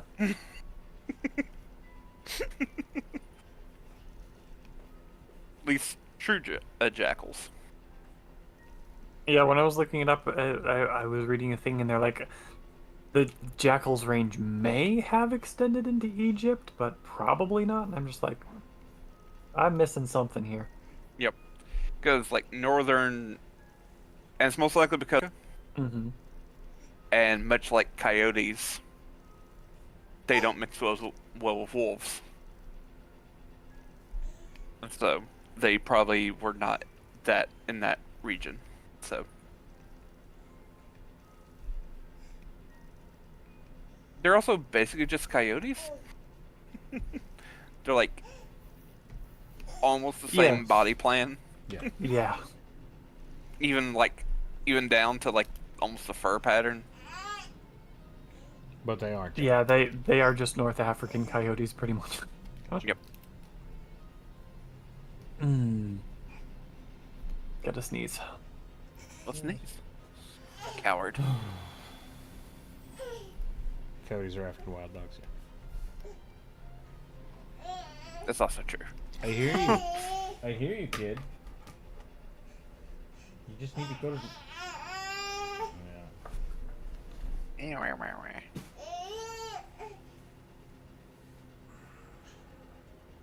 But I'm back. Sorry, my sinuses have been real messed up the last couple days. I'm not sure why.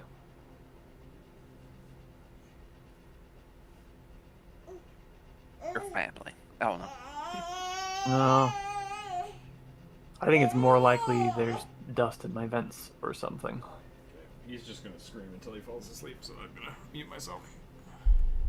Sounds good. Then there's also the weird case of the dhole, which are weird dog canids from Southeast Asia and India.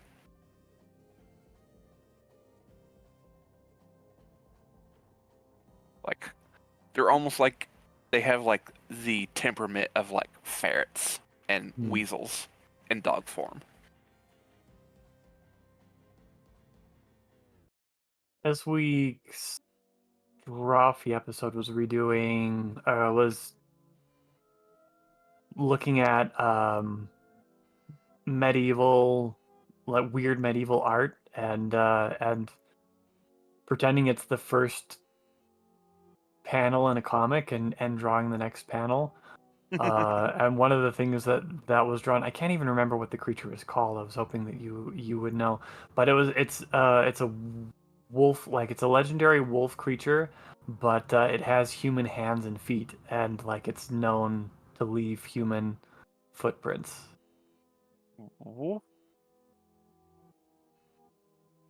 I'm not sure. I'm gonna have to look it up. Yep. I'm looking up, so wolf with human hands. I believe it's definitely British Isles. It might be Irish.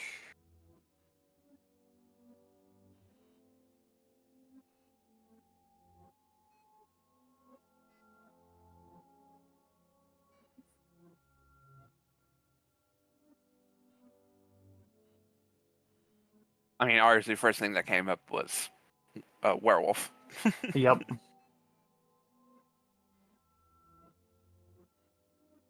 Let me see if I can find the medieval art.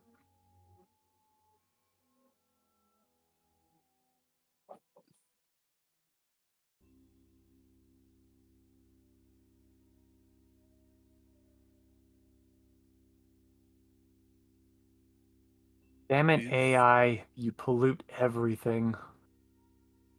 right.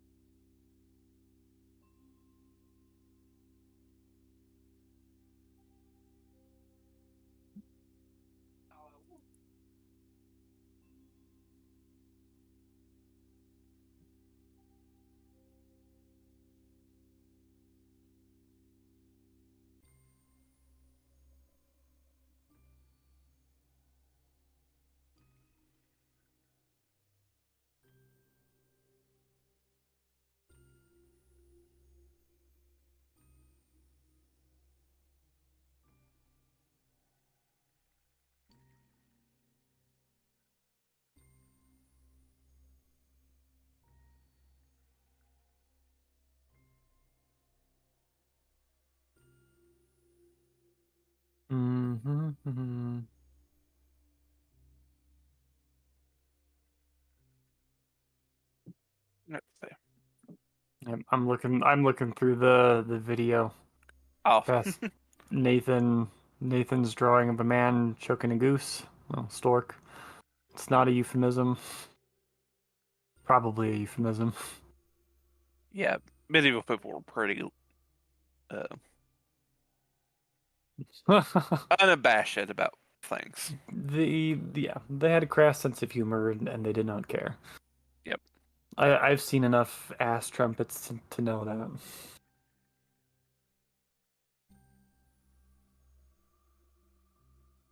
Okay.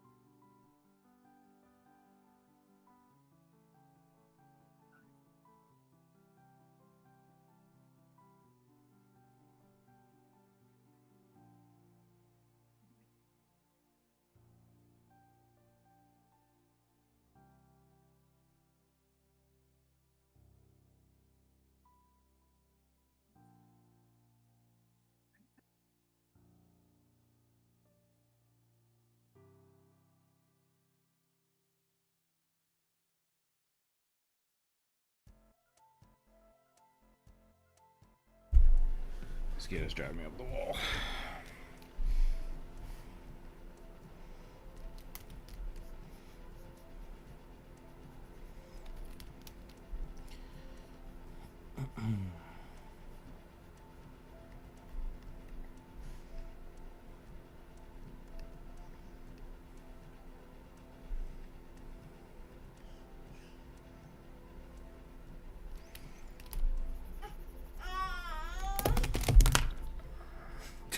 I'm gonna lose my mind. It is almost 2 o'clock, so maybe I just need to have to give up. Poor kiddo. Or you. That's We're back.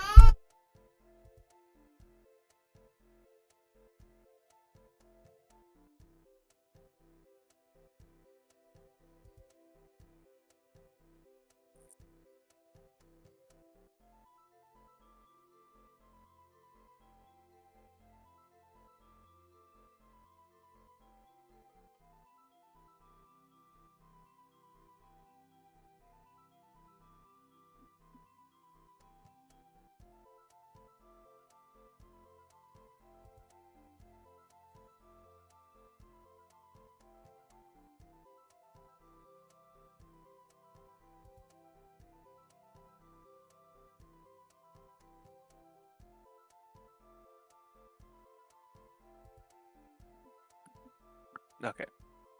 I'm convinced this is probably just a goofy werewolf. maybe.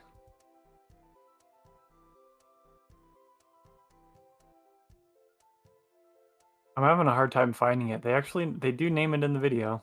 Okay.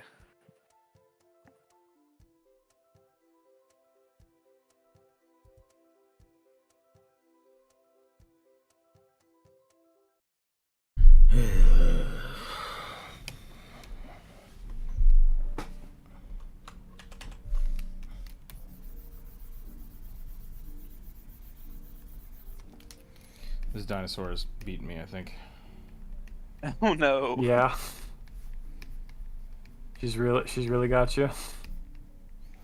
The problem is it's a completely like non-anthropomorphic dinosaur. Yep. It's a non-traditional face shape. And it has the big fins, and they want it to be feminine. So it's like none of those things are. None of those things go together. Yeah, none of it's conducive. None of it's conducive. So I think here's what we're gonna do.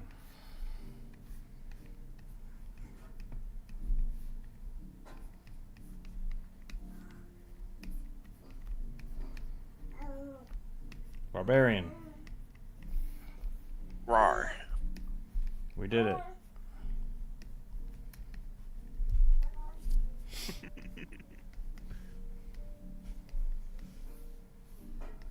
It's got eyelashes. Done.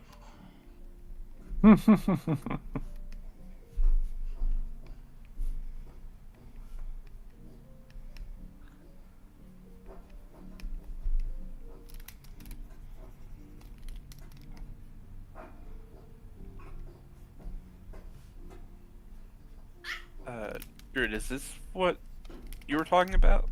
What they mentioned? Or I shared some images. Dog-headed people? I don't think so. Okay. Cyanocephaly. Yeah, St. Christopher Maybe? was a dog-headed person.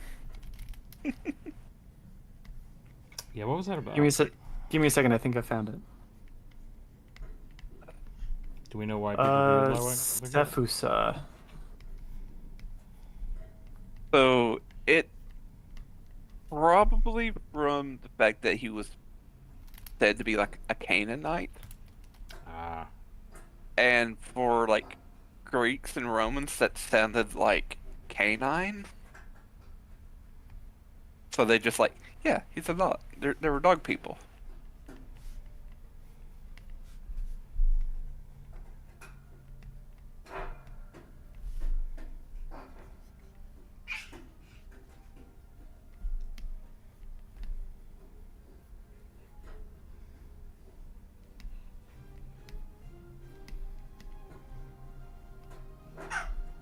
It might be. Done.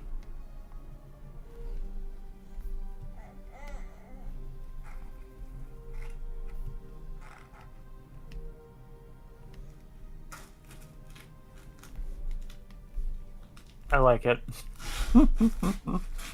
She's perfect. No notes.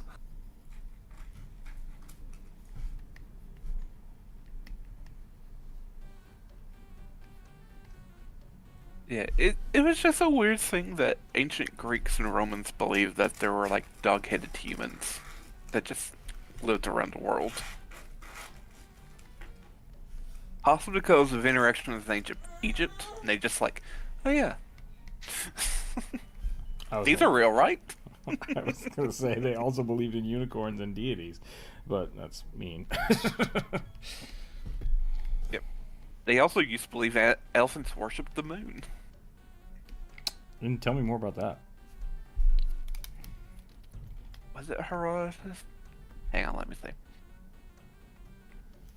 It's either Pliny the Elder or Herodotus that stated that elephants would gather together on full moons and like in circles and seemingly worship the moon. It's because they have a fairly good eyesight, I would assume.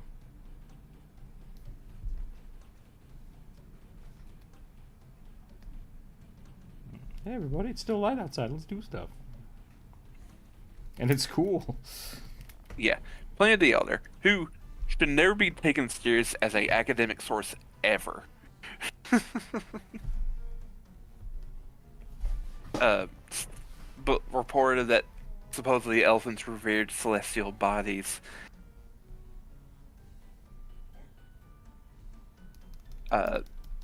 Quote, the elephant is the largest of them all, and in intelligence approaches nearest to man.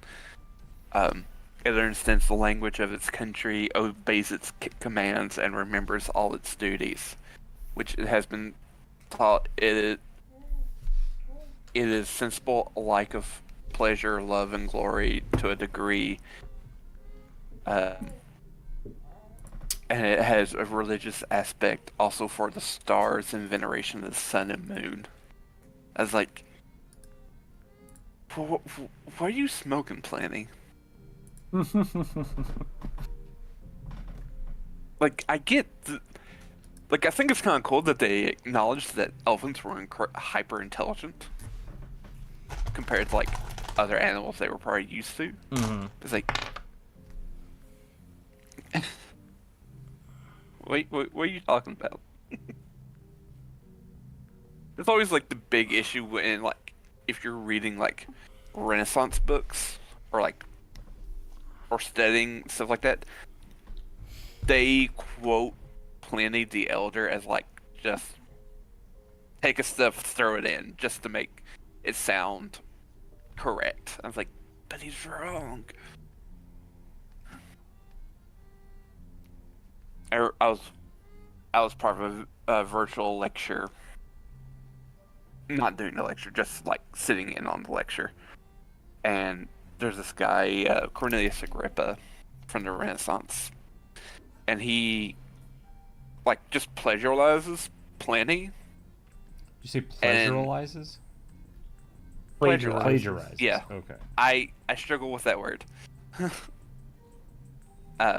A lot. Just throws in quotes from Pliny the Elder and just doesn't cite him.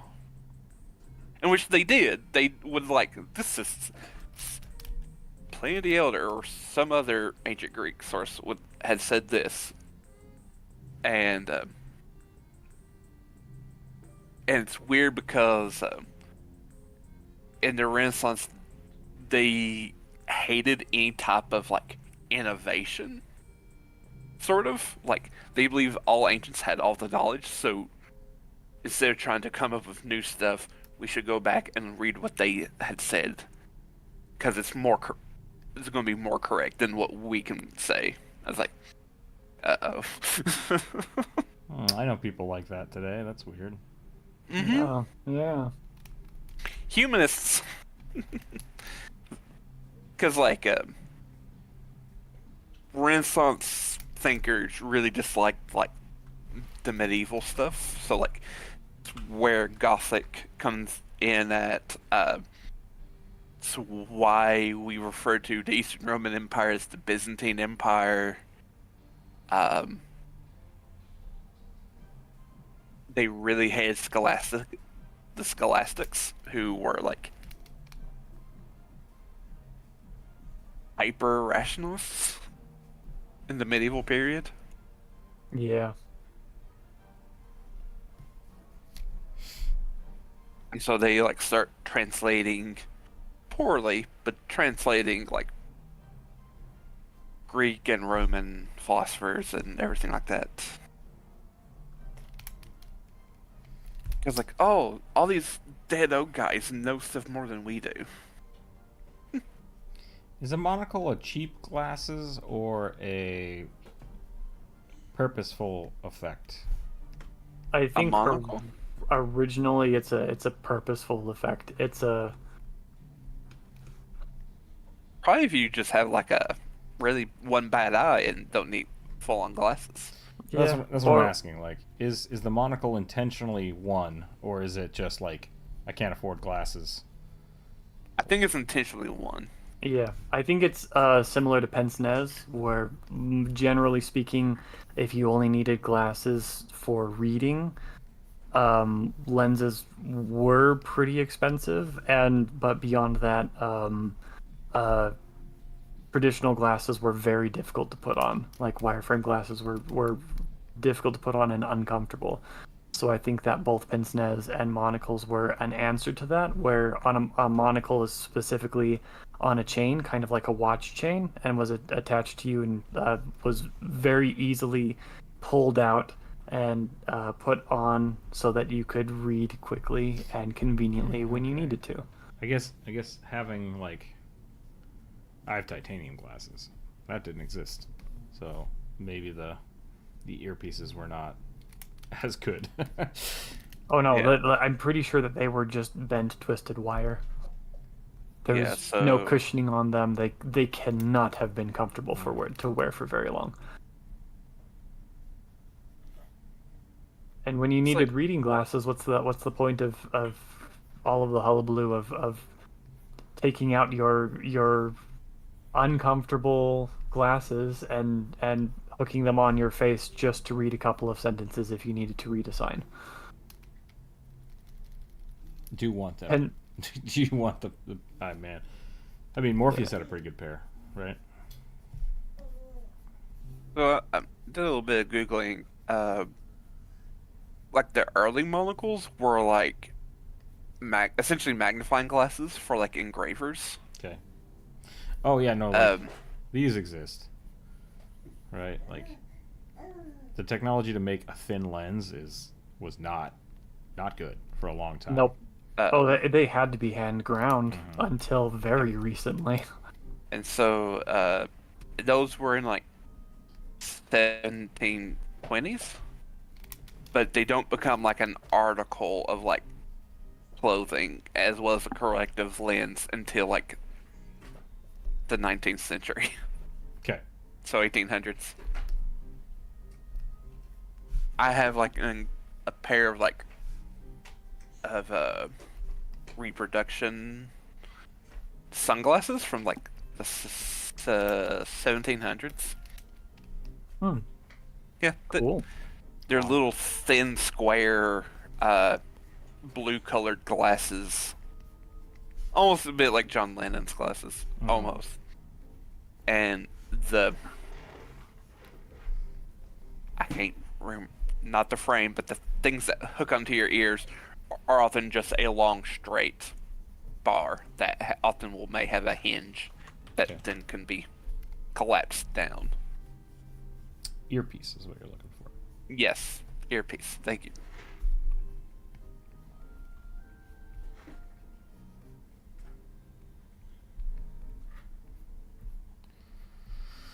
Oh, I'm a kid. big I'm a big fan of just round glasses.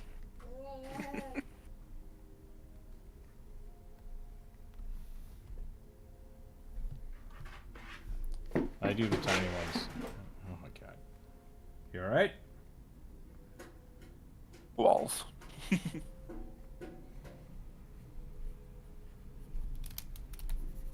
see. History of glasses.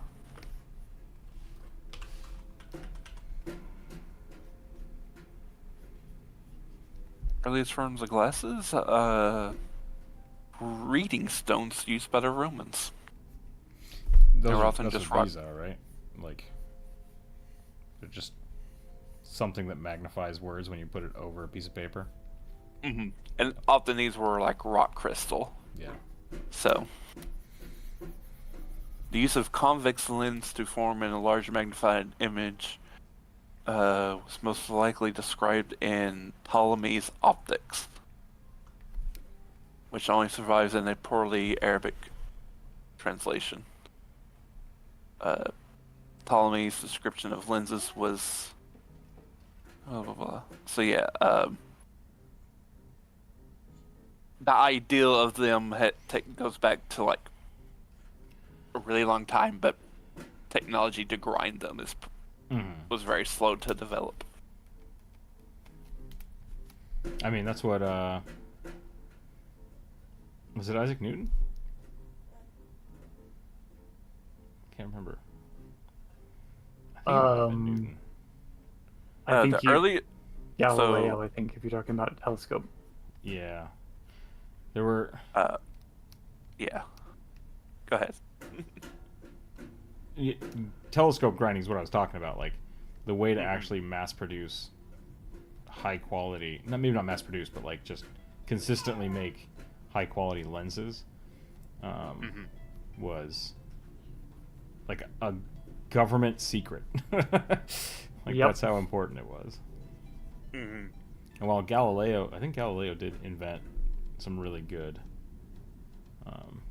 He may not have invented how to grind lenses, but I think he invented the mirror telescope. yeah, which is a pretty fancy thing. Yep. Pretty clever. The earliest recorded comment uses of lenses for optical purposes, so presumably seeing something through, is from 1268 by Roger Bacon, maybe related to Francis Bacon. Probably. However, the first eyeglasses have been estimated to be made in central Italy, most likely in Pisa or Florence, which makes sense, by about 1290. I think Da Vinci made a pair of glasses for himself, if I remember right. When the hell was that? When was Da Vinci alive? Like, Renaissance. Yeah. So there's a lot of 1500s? myths about Da Vinci, so who 1400s. knows? Yeah, right. I mean, like that's fair. But Yeah, because like I know Venice was really big in the glassmaking thing, so I'm not Yeah. sure if other places knew how to make clear glass or not. I believe they did. Venice just, if I'm remembering my art history correctly, Venice is just where the glass artisans of Europe kind of ended up, specifically because of Venice's government system, which allowed for guilds to have a fair amount of power. And that allowed the Glass Blowers Guild in Venice to basically build a monopoly, but they did not invent all the technology. Yeah. Because I know the technology to like blow glass and like to make like goblets and stuff like that was like tight, like to make, like crystal glass, not crystal glass, but like very fancy wine glasses was like very much held like as a state secret for Venice, and I think eventually they like maybe people escaped from the island. They were Yeah, fine, yeah. dude. It took a while. It took like, I think it took more than 100 years, I think. Yeah. But as far as clear glass, I don't think that Venice, they had a monopoly on the production, but I don't think they had a monopoly on the technology. Yeah, that's like an early form of the reading glasses.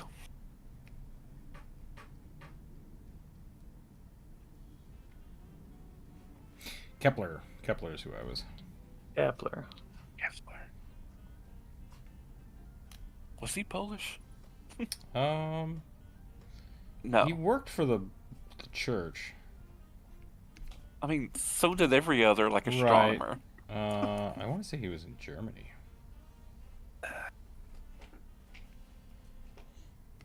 It is Kepler.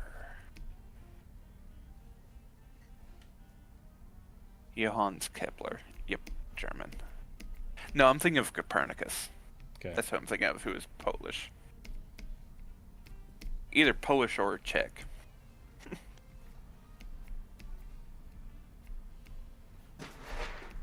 Yeah, I think Kepler was the one that like figured out the like way to maximize cutting and polishing of lenses.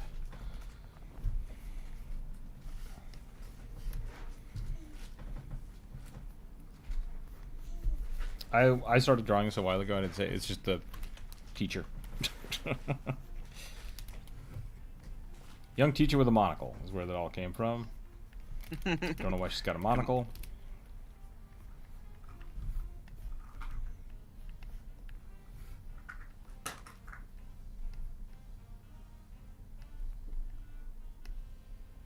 There was no race attributed to this, so I just went human.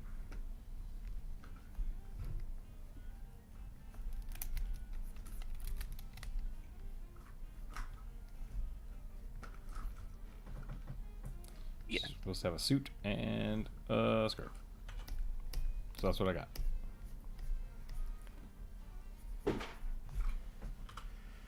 Oh, whatever, kid. He just won't stop, huh? Yeah. He had like a 3-minute power nap, and now he's just like, I'm ready to go. Knock everything over. Is this my suggestion you do? I think so. A teacher with a monocle and a suit jacket. Of which I'm still very frustrated with drawing suit jackets. Like, something about the way that suit jackets make your forearms look, and like it always feels impossible to draw for me. Yeah. They're such a simple article of clothing. It really feels like they should be easier to draw than they are. I think it's partially because like they're starched, Yeah, and yeah. so they're rigid, but in kind of unexpected ways. Kid, this is the problem. You have to go to bed. You can't just keep falling around the room. Sleep. Go to sleep.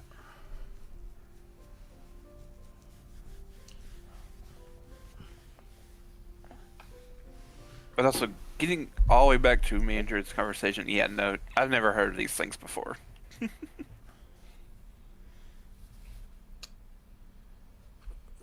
The weird wolf things we were talking about. Yeah, yeah.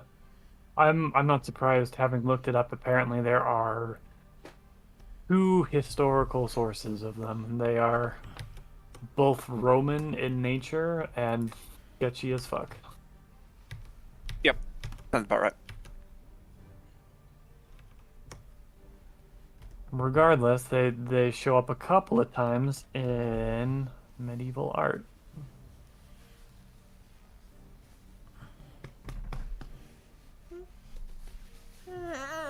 Kid. For chat, the creature in is Cefusa, Cefusa.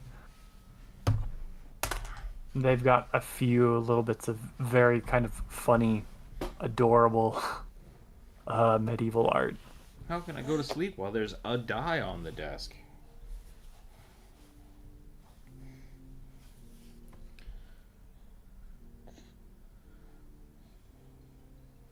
If she's a magic teacher, I feel like she needs a hat. She needs like a wizard hat.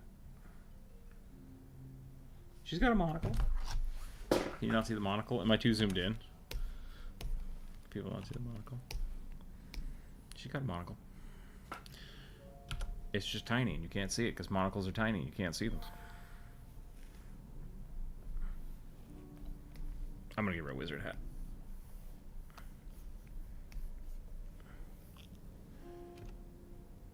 Dang it. How do I move the page? This? No, that'll move. How do I move the canvas with one hand? I have no idea. Hand. There's a hand. There we go.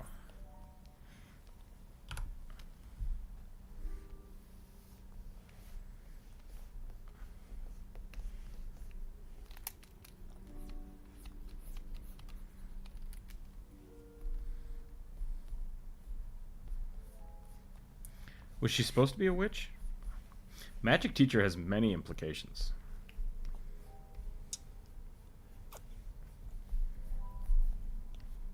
Witch means something very different to me than magic teacher. I mean, Professor McGonagall's a witch.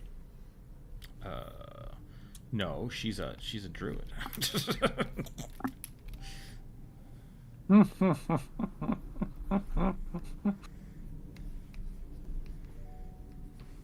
If not druid, how come can turn into cat?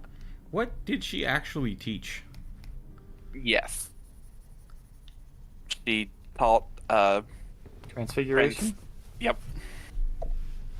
So she's basically Caleb. A transmutation wizard. In D&D, she's the polymorph professor. Yep.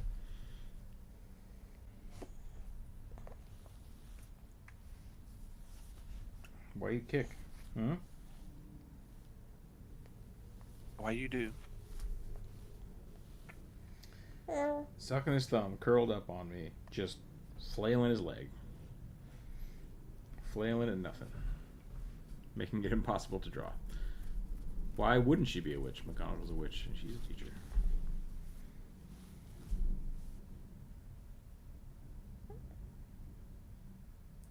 Is Dumbledore a witch?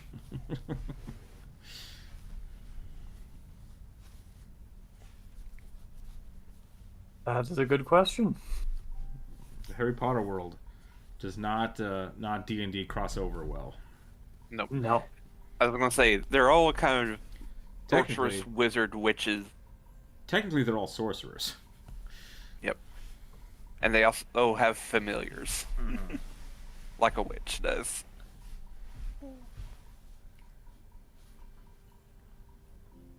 They're basically everything. Yep.